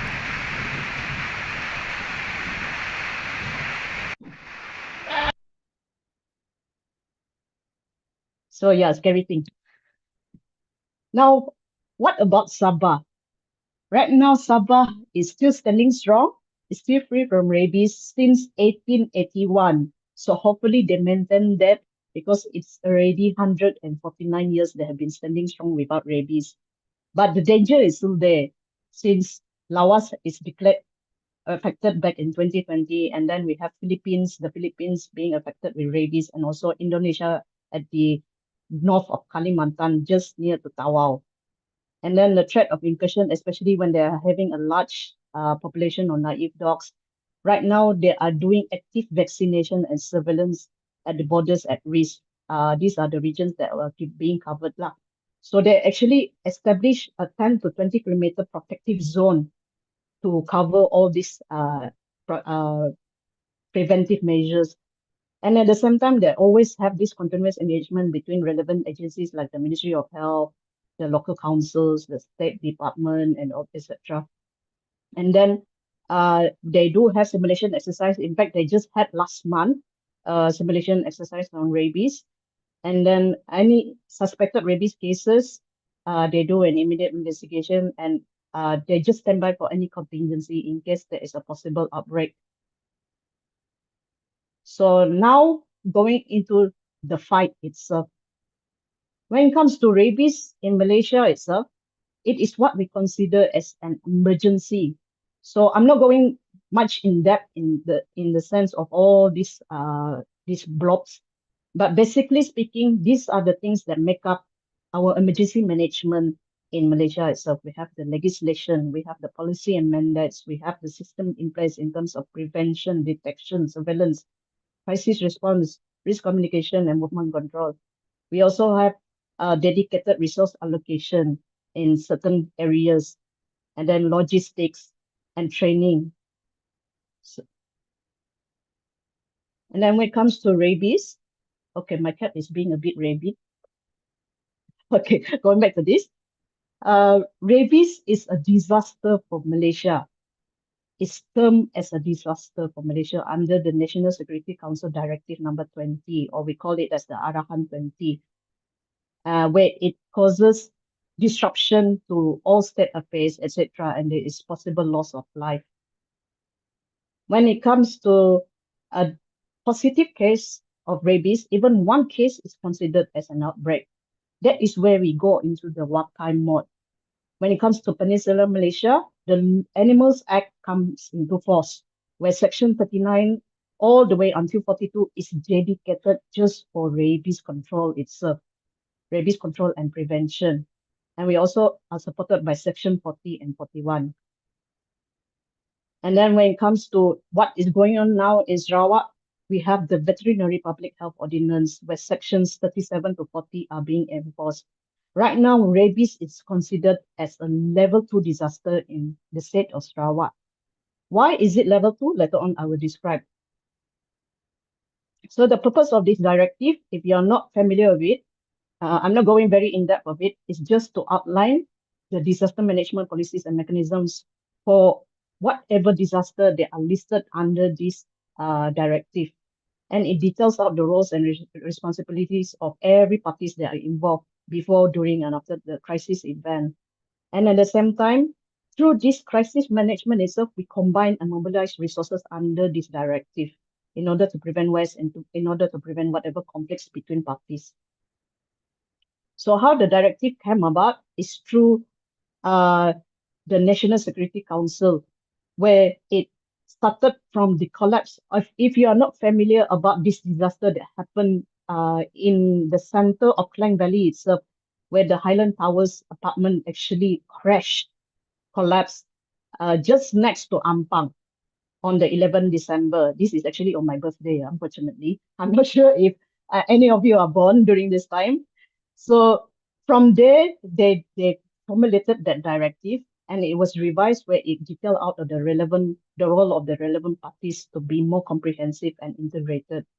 And from then on, we have the National Agency for Disaster Management, NADMA, established in 2015 after the big Malaysian flood in 2014 in order to take over the role of the NSC for quicker and efficient response. Under this directive, there are 11 types of disaster, where when it comes to diseases, it is listed as number 11, uncontrolled pandemic outbreaks of infectious diseases. That is how COVID-19 comes under this directive. So the same thing applies when it comes to rabies. And then in terms of the management mechanism, I'm not going very in-depth on this. Just to emphasize that when it comes to incidents or crises that goes more than 2 areas or more than 2 districts, it falls under stage 2 or level 2, where the state disaster management will be in charge as the main movers of the crisis control or the crisis management. Hopefully, we do not go into stage 3, as we have seen with COVID, but we are always on the preparedness side in case there is a possibility that there might be a spread of rabies. Now, this directive is now known as the NADMA Directive number 1, post-COVID, and it was just recently revised on the 1st of August 2024, just this year, just came out. And this directive becomes the war book for us on how do we respond in terms of big crises like rabies. And it also become the platform, the base itself, the structure itself for in the terms of One Health response by the agencies and stakeholders. So when it comes to the elements of rabies eradication in Peninsular Malaysia, when we are talking about One Health, this is where all the agencies and stakeholders come into play. And that is how we managed to eradicate rabies after within just only 3 months within these areas. And until now, we still do not have any positive animal cases. In fact, because of the work of all these parties involved, including the representatives of the area, the Japan, or the Department of Information, State Education Department, the state governments, the district administration, all these security civil defense agencies, including the Maritime Enforcement Agency, those in charge like FKIM in charge of the jetties, etc., and the non-government organizations, because of their hard work, we managed to reach rabies free until now, freedom until now. So hopefully we are actually planning to submit the self-declaration for freedom for the zone of Peninsular Malaysia, most probably by this year, since we do not have any animal cases yet. Just to give a case study, as in the sense of what happened in Kuala Sepetang back in 2017, it occurred concurrently together with the Sarawak rabies outbreak also.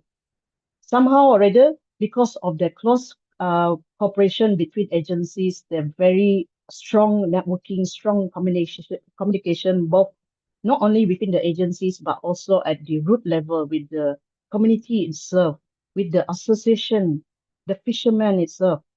They managed to control rabies within 1 month. I'm not going to describe all the elements in terms of rabies control because Dr. Kartika has mentioned, but the highlight will be the rabies vaccination and also the public awareness program. Without the cooperation of all these entities, it will not be able to be done within this 1 month.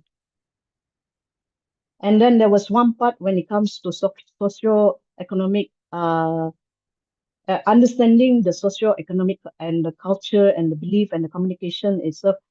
That is where the One Health need to understand in terms of the sociology of the community itself comes into play.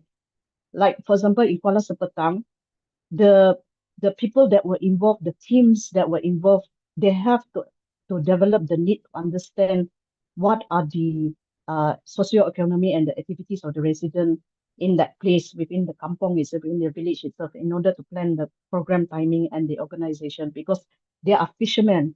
They go out to fish every time when there is high tide. So if there is no reason they come to the houses when there is no one around, when they are out fishing together with the dogs. And then the working time of the residents and the occupants on the premises and their willingness to attend to the programs and to cooperate.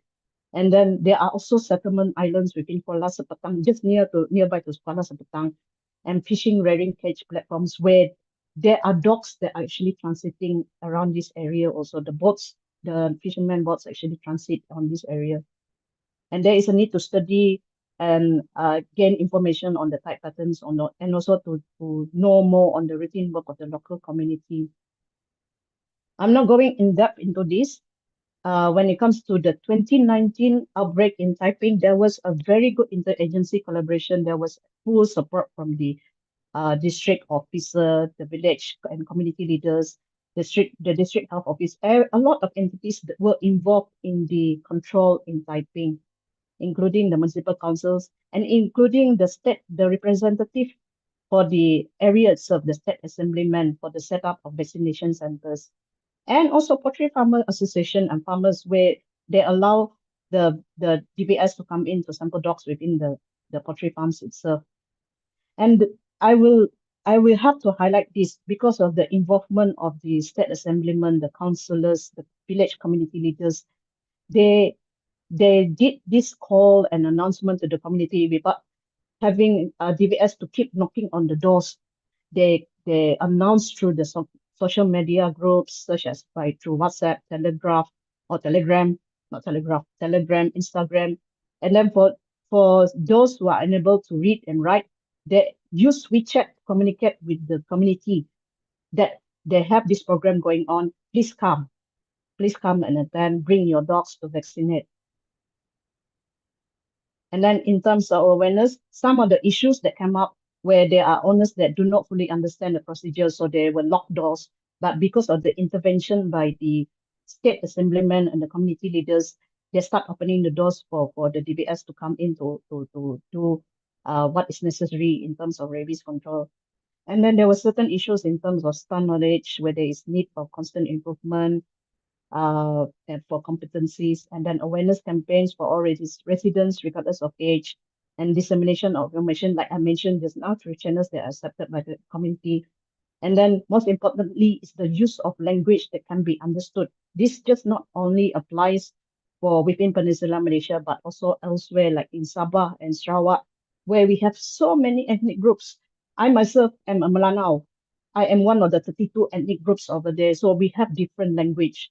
So that is where we actually go to the heart of the people itself.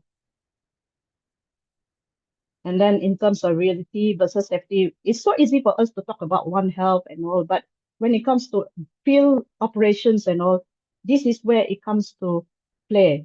Reality versus safety versus welfare in terms of animal restraining, especially when we do not have enough protective equipment when it comes to handling of animals.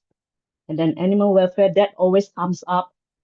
And then the rest of it, work plan, staff welfare, and then pre-exposure prophylaxis. That means vaccination of the frontliners itself before handling any at-risk animals.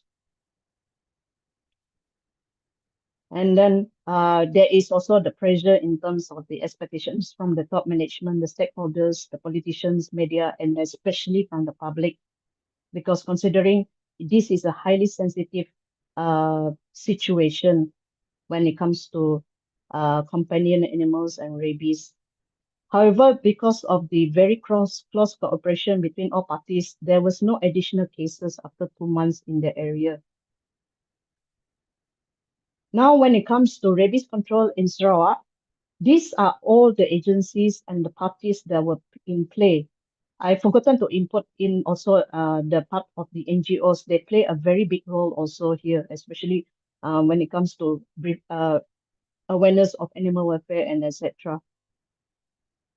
And the following on the top, I will not go in depth. These are the elements in terms of rabies control that are ongoing now in Sarawak. So this is just another example of the how does One Health comes in play when it comes to rabies control in Sarawak. Back in 2019, we had a large unified ops missions and integrated ops rabies in Sarawak, where there were eight missions involving 14 agencies from state and the federal level, beginning from February all the way until November 2019.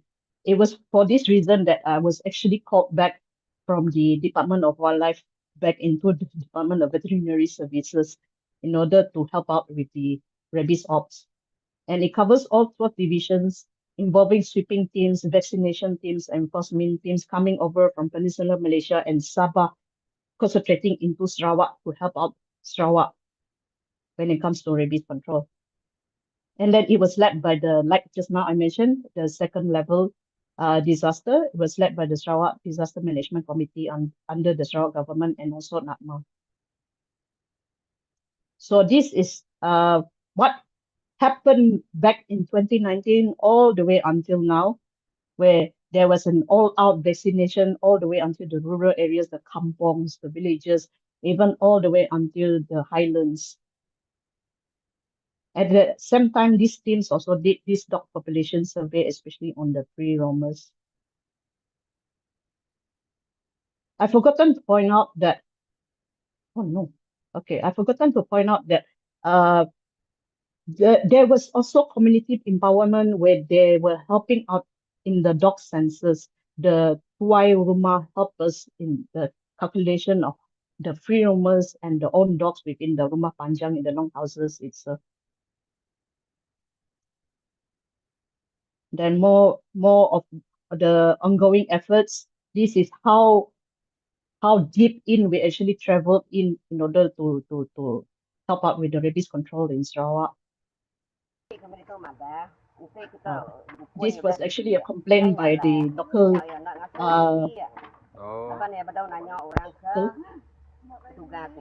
about a Oh. dog Okay. attacking Thank you. attacking their family and all. She is actually an Iban. So these are the dangers that we face and also the hazards. Like for example, we have to sometimes we have to dog population control. Some may be a bit sensitive to it that we have to PDS to euthanize the dogs, but it was a need at the moment because of the high number of dogs that were not controlled.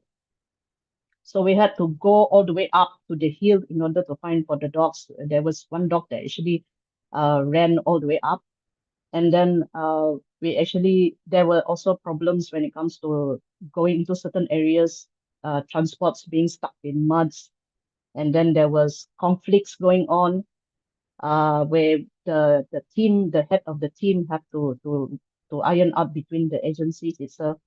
And then when it comes to injuries,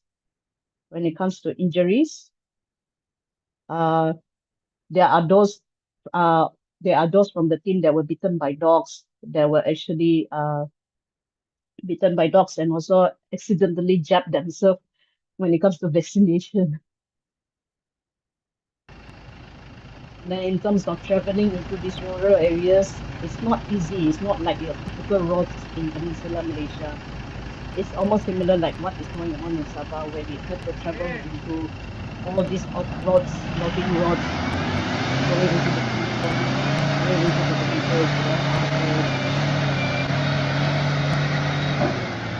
And this is not just for the sleeping team, all the teams are involved.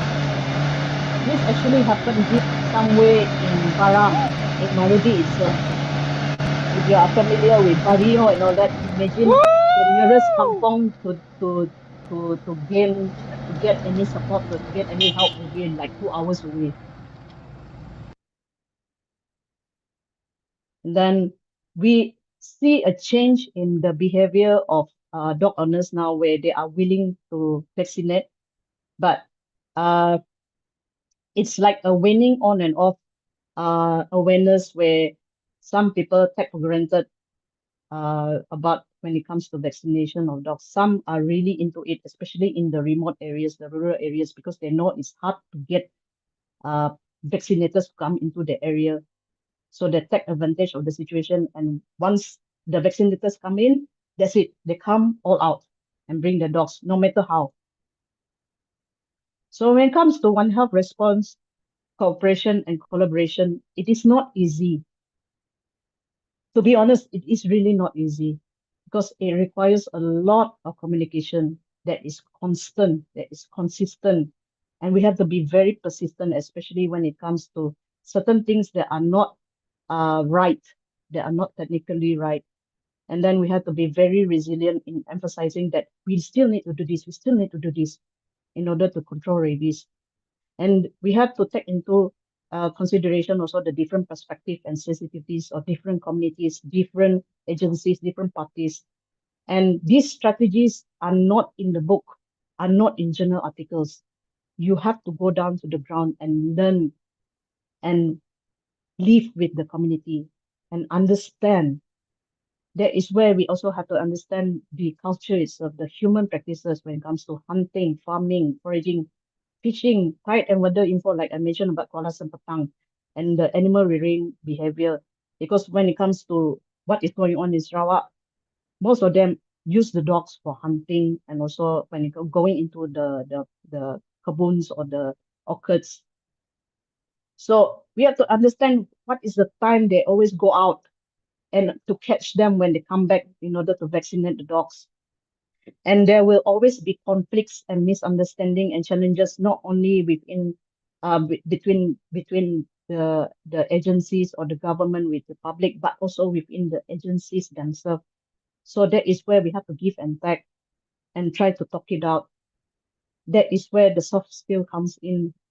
How do we negotiate? How do we talk to them? And how do we make them understand? So rabies is everyone's problem. It is everyone's responsibility, including the public, including the NGOs.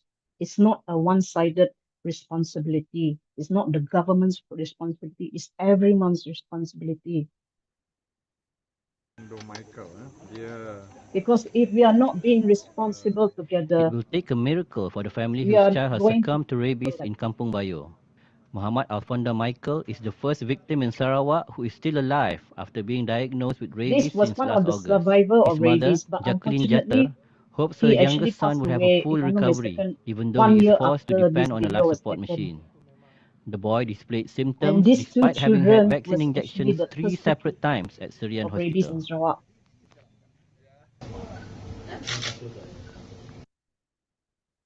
So going back to the question, after seeing this overview of the threat of rabies, etc., not only we are taking care of the human side, but we also take care of the what we love, the furry kids. We have to consider about protecting also our furry kids. But in order to protect our furry kids, we have to know what are the numbers that we have in Malaysia itself. So right now we have started this initiative. This was actually Kedah that started, the DBS Kedah actually started this initiative of doing a survey of roaming dog population within the island of Langkawi itself.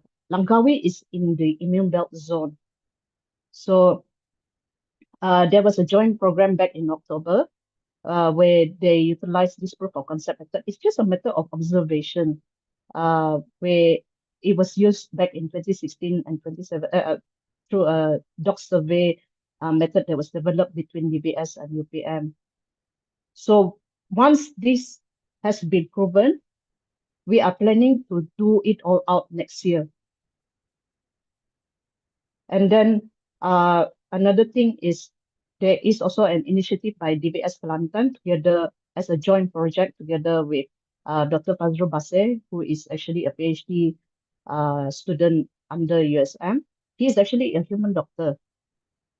And this is in collaboration with USM, with UMK through the CEO Hoon Scholarship Research Grant, where they build up this mass online, open online course or MOOC just for adults on the community, adult dog on the community in Kelantan. So you can actually access this. And one of the message that was given by Dr. Fazrul is there any way to promote this? Because he wanted this to be utilized by anyone who goes into awareness, rabies awareness at campaigns and programs. So this is one way that I will promote through this talk lah. If you have a chance, try to access this. Right now, it's in 2 languages. It's in Malay and also English. So take the chance to try to access this. It's a very good module. And without the data of dog sensors, etc., of animal sensors in the first place, I will not be able to produce this map. Right now, we are using what we call as a spatial risk analysis to identify where are the hotspot areas for animal rabies. This was built through my team in DBS, where we tried to produce a mapping of risk of areas within Sarawak based on the risk factors that we managed to identify together through what we call as an NCDA. I'm trying to remember, but it's more on a collective survey where what is the risk factor that are involved when it comes to occurrence of risk, when it comes to occurrence of animal rabies in the parts of Sarawak. So we identified these areas as one of the hotspots for rabies itself. So when it comes to trying to identify, trying to determine what is our animal numbers, I would put out this challenge whether would you all be willing to participate as a citizen scientist if we start this program next year. So I leave it here. Uh, if once we start, we will try to inform whoever that are willing to be volunteers to go out and help us in the census of the animals, especially in terms of free roamers. And another thing to promote, tomorrow we actually have this World Rabies Day in Seremban, in Pamor Seremban. So whoever within Klang Valley or in Negeri Sembilan, please come over. We start the program at 10:30 and then until 5 o'clock. So it's like Dr. Katika has mentioned, this is on a national level. This is more on a commemoration to remind ourselves in terms of the rabies threat there is in Malaysia. So that's it from me. I hope I did not take so much time. So thank you for your attention. And this, I acknowledge whatever inputs in this slide from all the following people, especially those in Debate Sarawak and Sabah. Thank you very much from me. Thank you so much, Dr. Leonara, for those valuable insights.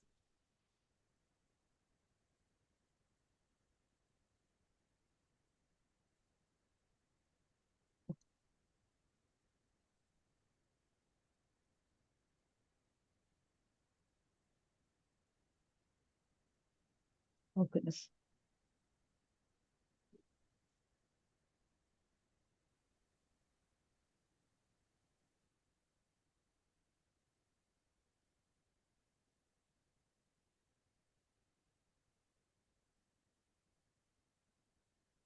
So now I would just like to give a short summarize what Dr. Leonara just shared with us.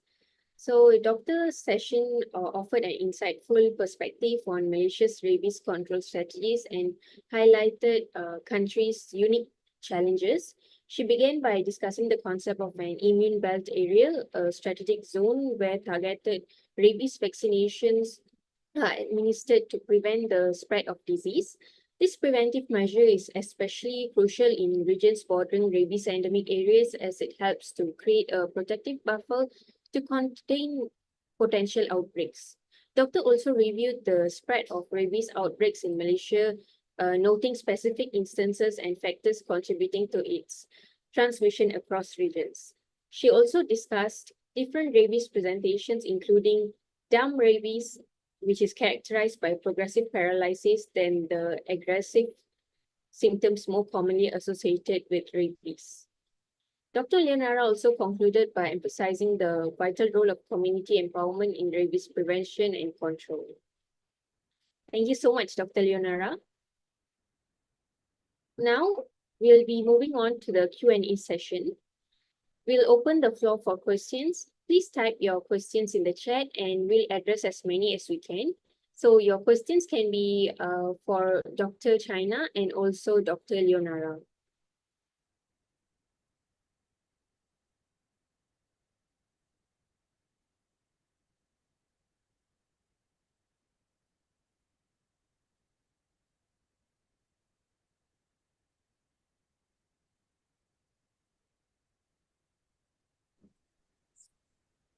Good evening, Dr. Leo and Dr. China.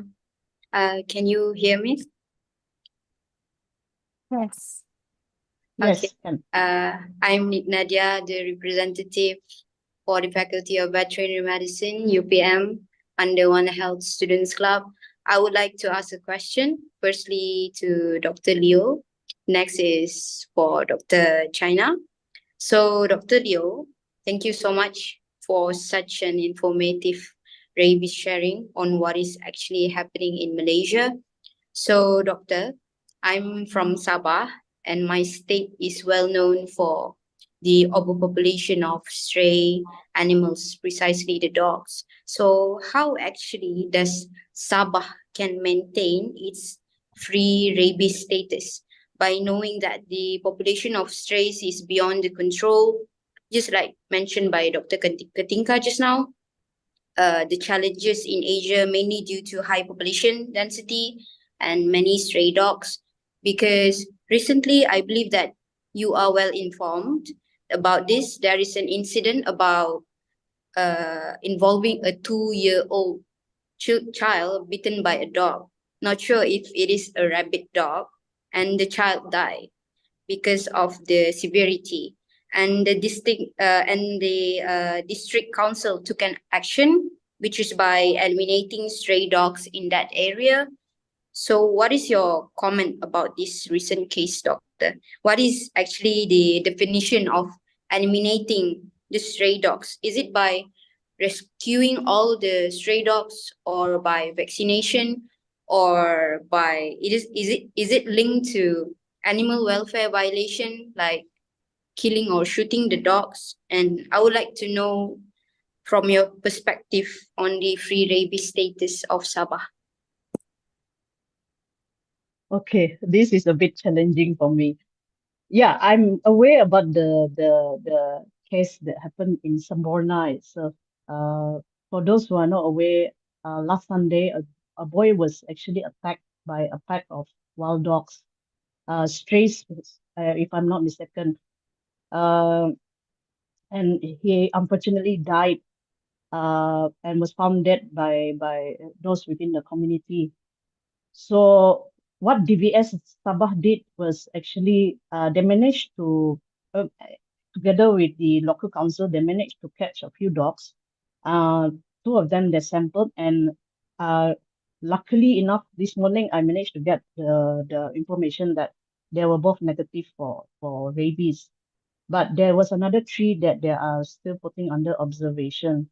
So now, when it comes to high dog population, when it comes to culling, when it comes to PTS, etc., it's a very sensitive subject when it comes to having to balance animal welfare and also public good, public safety, and all that. So I will not. This is not a policy of the department. I mean, I'm not going to say what is the policy of the department, because it's not right for me to say what it is lah, because it encroaches into the animal welfare side. But we have to see in the sense of what are the threats towards the community. We have to think also in the sense of when it comes to too many dogs within the area, like it or not, I have to take the evil way out for the sake of the public good. But the best thing is actually more towards awareness, responsible pet ownership. Why are the dogs out? Why are the dogs there? Is the owners not doing anything about it? Because sometimes the strays are not true strays. It might be free roamers. It might be own dogs. So it's more on engagement, on responsible pet ownership, and enforcement of licensing. And if there is any non-compliances, like the dog is being let out and all, that is where enforcement has to come in. We have to do something about it.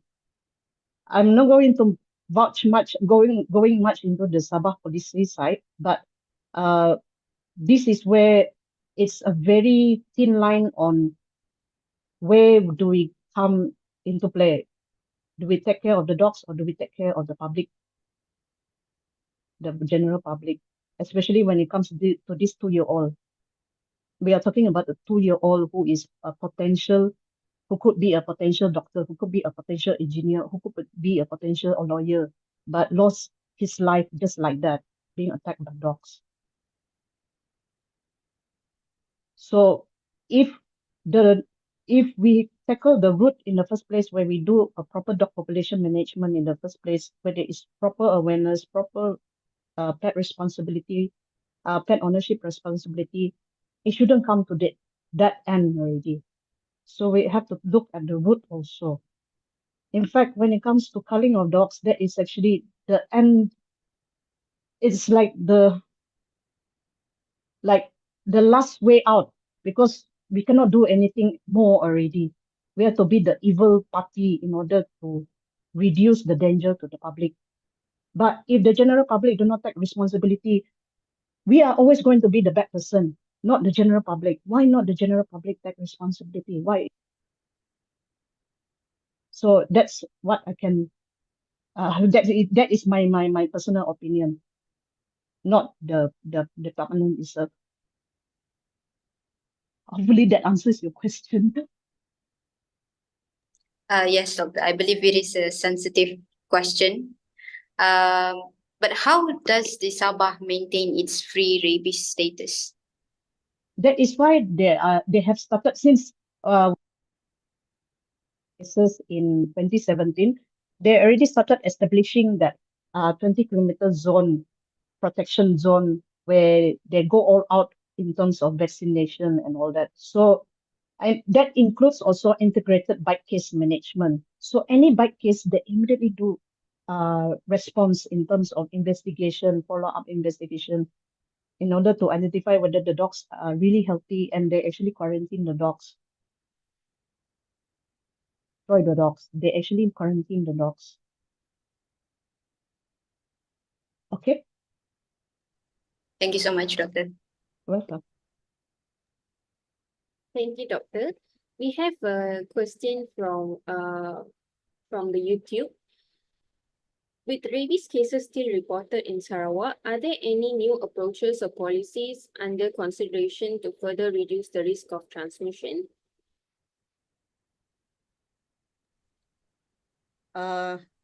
Right now, they have actually gone towards enforcement, because the past few years, they actually were focused on. Hello, can you hear me? Hello?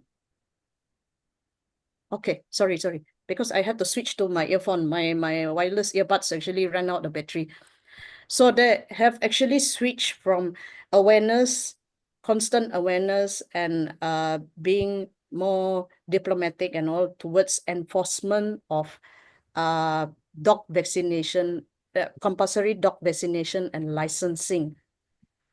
So if you notice this year, they have already started this integrated ops, if I'm not mistaken, in April and May, where they have already gone out in the sense of finding people, compounding people who do not vaccinate their dogs. So hopefully we are seeing certain changes in the sense of the rabies cases for the next few years. Okay, Doctor. Thank Yeah. you. The next question will be for Dr. China. Doctor, can you hear me?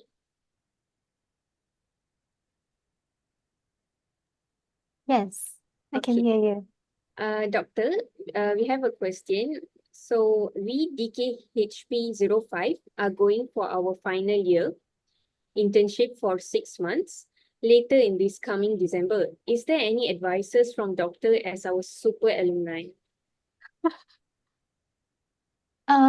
6 months internship. Yeah.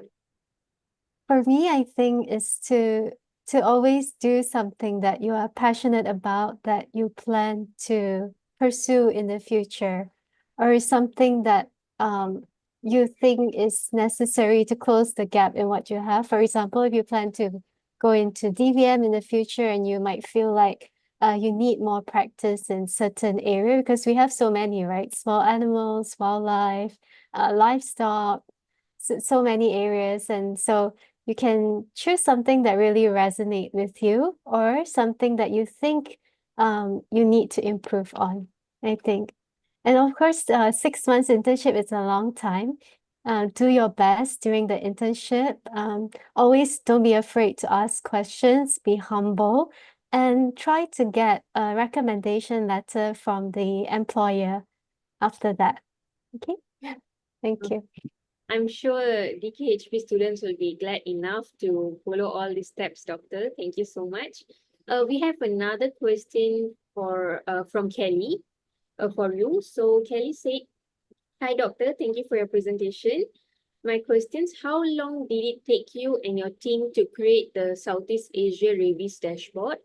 And are there any upcoming One Health related programs that students can join?" So this dashboard was led by my co-intern. His name is Mark J.P. Gonzalez. And he actually took less than 2 weeks, almost 1 week to 2 weeks to create the rabies dashboard. But of course, collecting the data do take some time. Cleaning the data will take some time. But once you have everything in place and it is placed in an Excel format, you can actually input those Excel data directly into Power BI to create the dashboard. With regards to activities, incoming activities, I don't have anything in mind now except for the ISOHA conference in Oman next year. That will be an international conference. But try to look at my Ohun and Seohun's what do you call it? Their Facebook page or their web pages, because there's always a lot of events, scholarship opportunities, and I think there are some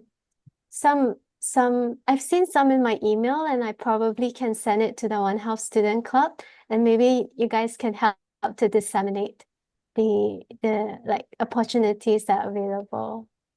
Yeah.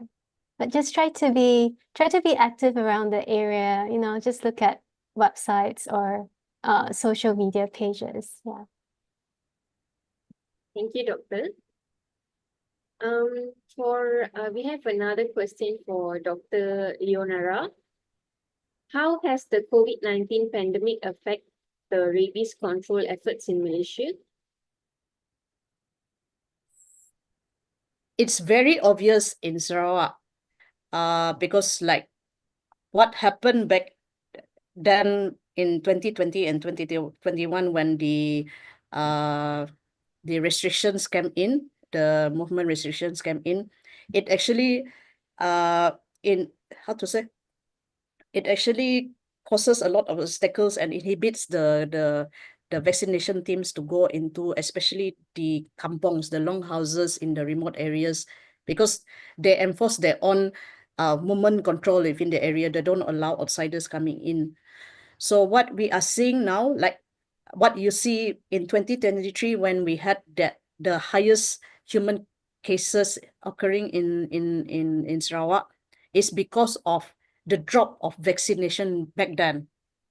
So it's very obvious in Sarawak. But luckily enough, when it comes to Peninsular Malaysia, in spite of the movement control, we actually had negotiation together with the police and also the state government, where these programs still have to run on.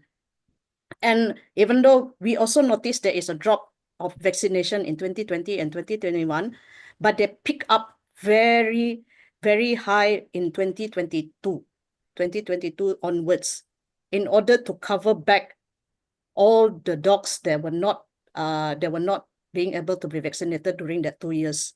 In fact, the number of vaccination in the Immune Belt in Peninsular Malaysia is much higher before COVID itself. I got a shock of my life. So yeah, so that actually is a different story when it comes to Peninsular Malaysia. Okay, Doctor, thank you so much. Next, Nadia will have a question for our speakers. So Nadia, if you want to voice out your questions. Yes, I haven't asked a question from to Dr. China. Hi, Dr. China. Good evening. Thank you for the sharing. We really enjoyed your sharing and love how experienced you are. You're not only my senior, my batch senior, but also you're my diploma senior too. So based on your amazing journey you focused with us just now, my question is actually simple. What is your advice for the animal health and veterinary medicine students, not just in the rabies prevention perspective, but as a professional that practices the One Health Triad concept in your daily life? I think that thank you for the question, and it was nice to get to know you through WhatsApp. So with regards to your question, I think that for any veterinary students or animal health future professionals, I think the first thing is to understand why you are doing what you're doing. That means why, to understand why you're in animal health or vet medicine. And then from there, create the path that you want. So don't limit yourself to what is out. That means don't limit yourself to what you see other people are doing, but try to understand what you really love, what you really like, what you're passionate about, and what makes you excited to go to work. So from there, especially in terms of One Health, there's always the 4Cs, like the collaboration and communication coordination. So always open yourself to ideas from other people from other other disciplines, because you will learn so much from them.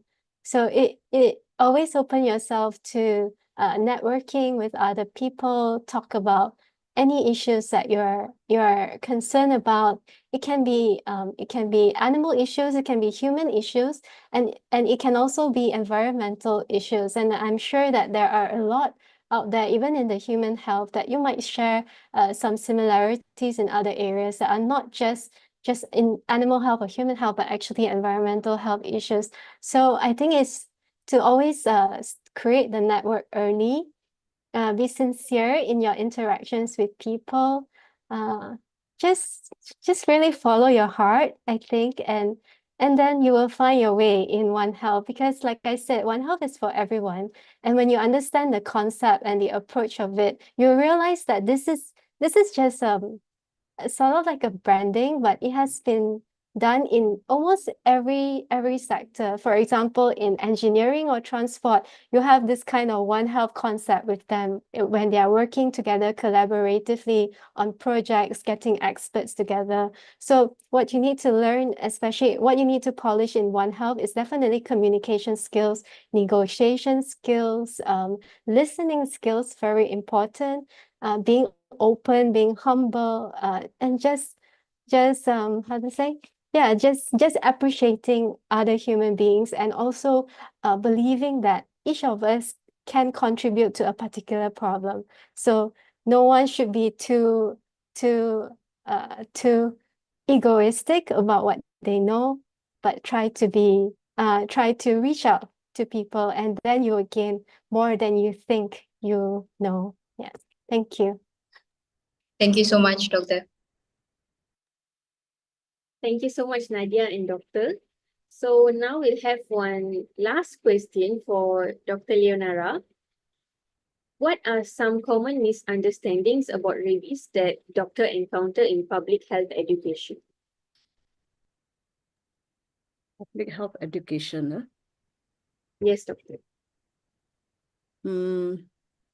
Okay.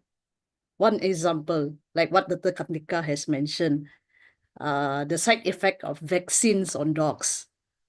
This is on a personal basis when I was talking with my own uncle, where he said, oh, rabies vaccination actually make his dog transgender into a female when it was a male. So I keep telling him, it's not supposed to happen. And there was also some responses saying, like from some of the community saying that the dogs died after being vaccinated. So I start asking them back, did you report to the veterinary services? And they say no. And then I asked how long after that did it die? Then they say, oh, a few months. But somehow they attribute it to the vaccination. I think because of the COVID hoo-ha during that time, etc. So those are some of the misconceptions that we still have to iron out when it comes to vaccination. And then public education. The other thing is like some how to say, they start being more phobia to touching dogs, to touching cats. They thought rabies can be spread through dry touch and all. Then I just mentioned to them that it's more on direct touch. If let's say the animal is really infected, then through the saliva, etc. So those are small things that we need to inform the public. I mean, those who are still not familiar with rabies itself.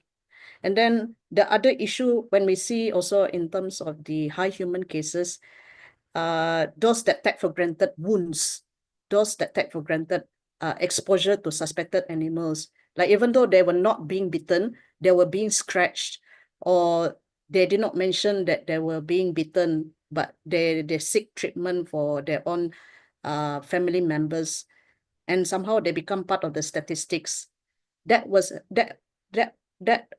what happened with one of the human cases in Sarawak, where his daughter actually was bitten, but he was also bitten at the same time, but he did not inform the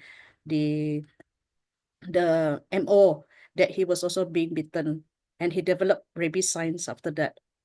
So we have to get rid of this, how to say, this super cabal, or super, I'm how to say, what do you call it? I'm resistant to any diseases. We have to tell them that this is a risk. No matter who you are, no matter what's your age, and all that, you are still at risk, especially in the high-risk areas like Sarawak. Thank you, Doctor. So we have a question for both our speakers from Zong Tui. Since both of you has a lot of international experiences, what's your opinion in Malaysia's strength in the field of One Health? Are they strong enough?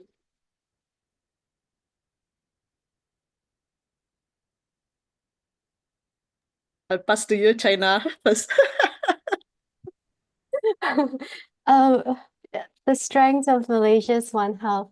I think that One Health in Malaysia has started really very long, and since the Nipah outbreak in 2008, yeah, 2007, 2008. Huh? No, No. Dr. Leo, when? 1998, 1997, Sorry, 1998. 1998, yeah, Yeah. 1997, 1998, yeah. So that time people were already coming together unofficially, we don't have this One Health term that time, this fashion, this One Health branding. So at that time there were many there were many organizations that came together, government agencies that came together for to control the Nipah outbreak.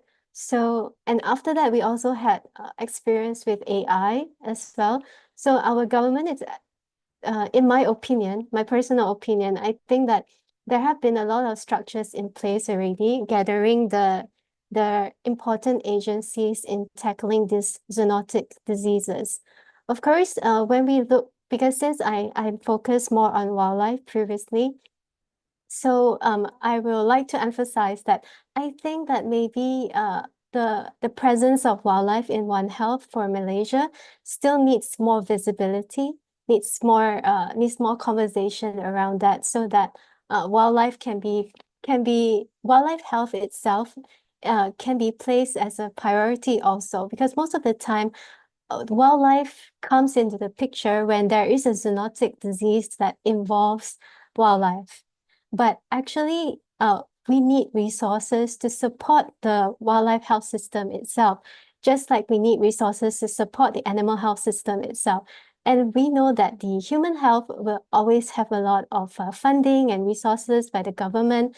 And sometimes there are some areas where the funding can be channeled to animal health and wildlife health, because when you have a strong system, when I mean by system is that when you have good policies in place, good resources within the system, good coordination, surveillance mechanisms, early detection and response system within the One Health system, within the animal health system and within the wildlife health system, it is very easy that when there is an issue that arises, people know their roles and people know how to collaborate within their agencies itself to tackle these issues, and also at the broader level of the One Health, the One Health coordination.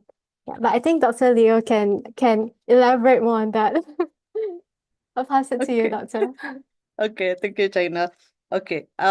Since Dr. China has already brought up regarding the Nipah outbreak back in 90, if I'm not mistaken, it's 98, 99 actually. Because of that, that is where we come up to this, what we call as Interministerial Committee for Zoonotic Disease Control that were established between several ministries, which is the Ministry of Health, the Department of Veterinary Services under the Ministry of Agriculture, and also in part also the Ministry of Environment and the other relevant ministries like the local housing and government ministry, those that are in charge of the local councils, etc. So through this committee, that is where the incorporation of One Health comes in already. That is where when it comes to responses for certain zoonotic diseases, like what we see in, like Dr. China has mentioned in terms of AI, HPAI that occurred previously in KL, in Kelantan, and also certain other areas. It was also through this committee that where the coordination comes in. But it is still what do you call that, a work in progress. There are some improvements to be done. So one of the steps that we are taking now in terms of the agents, the government side, we are planning to not to switch, as in to enhance this committee to turn into what we call as the One Health Committee next year. That is part of the plan, including other than the change from zoonotic committee on loan, zoonotic control, zoonotic diseases control committee alone, we are going to advance into One Health committee. And then we are planning to draft and develop this, what we call as the One Health Joint Plan of Action for Malaysia, to complement what is now in the pipeworks, which is the Malaysian National Health Security Plan, and also to support what we are developing now in terms of the National Strategic Plan for Rabies for the whole of Malaysia.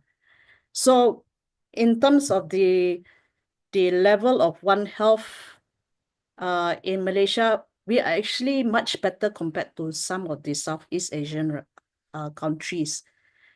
But we are still not there yet. We are still not going into what we call as the quick, efficient mode. That means we really understand each other's role, and in terms of the collaboration, the etc. and all that, whatever that makes things run very easily.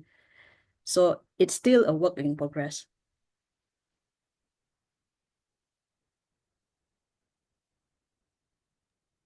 Thank you so much, Doctor, for your opinion. Thank you all for joining us for this enlightening session. A special thanks to our speakers for their time and expertise. We hope today's discussion has inspired you to advocate for rabies prevention and promote One Health approach in your own communities. Finally, let's take a group photo to commemorate this event. If everyone could please turn on your cameras and give us a big smile for the screen capture.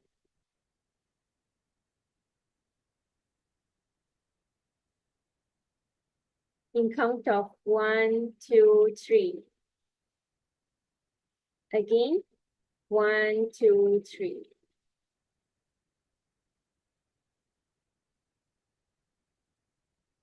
Okay, now we'll be moving on to the merit session. A link to the merit Google form will be sent in the chat box shortly. Please fill it out within the next 5 minutes. And for UPM and UPM KB students, there will be a QR code for merit. You could also scan the QR code for the merit distribution. And on the right side, we have a QR code for eCert, and all participants, we are recommending you to fill the form for their eCert. And please feel free to fill back the feedback form because it will really help us to improve our future sessions. So for the merit form, it will be open only for the next 5 minutes here.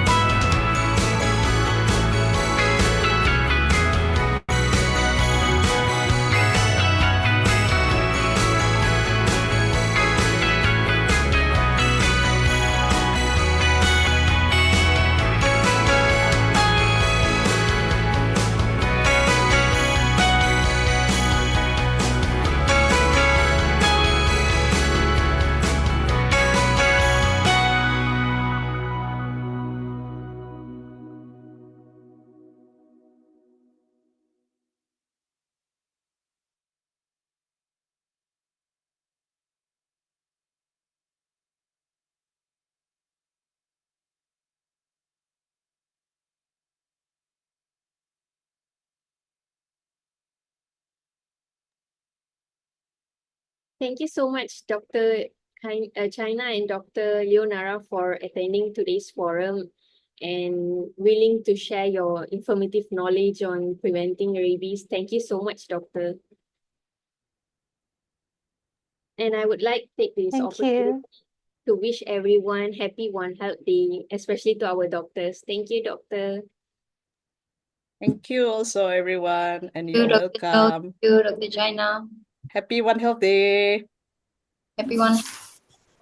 Thank you. Happy One Health Day. Please come to World Rabies Day tomorrow in Seremban. Yes.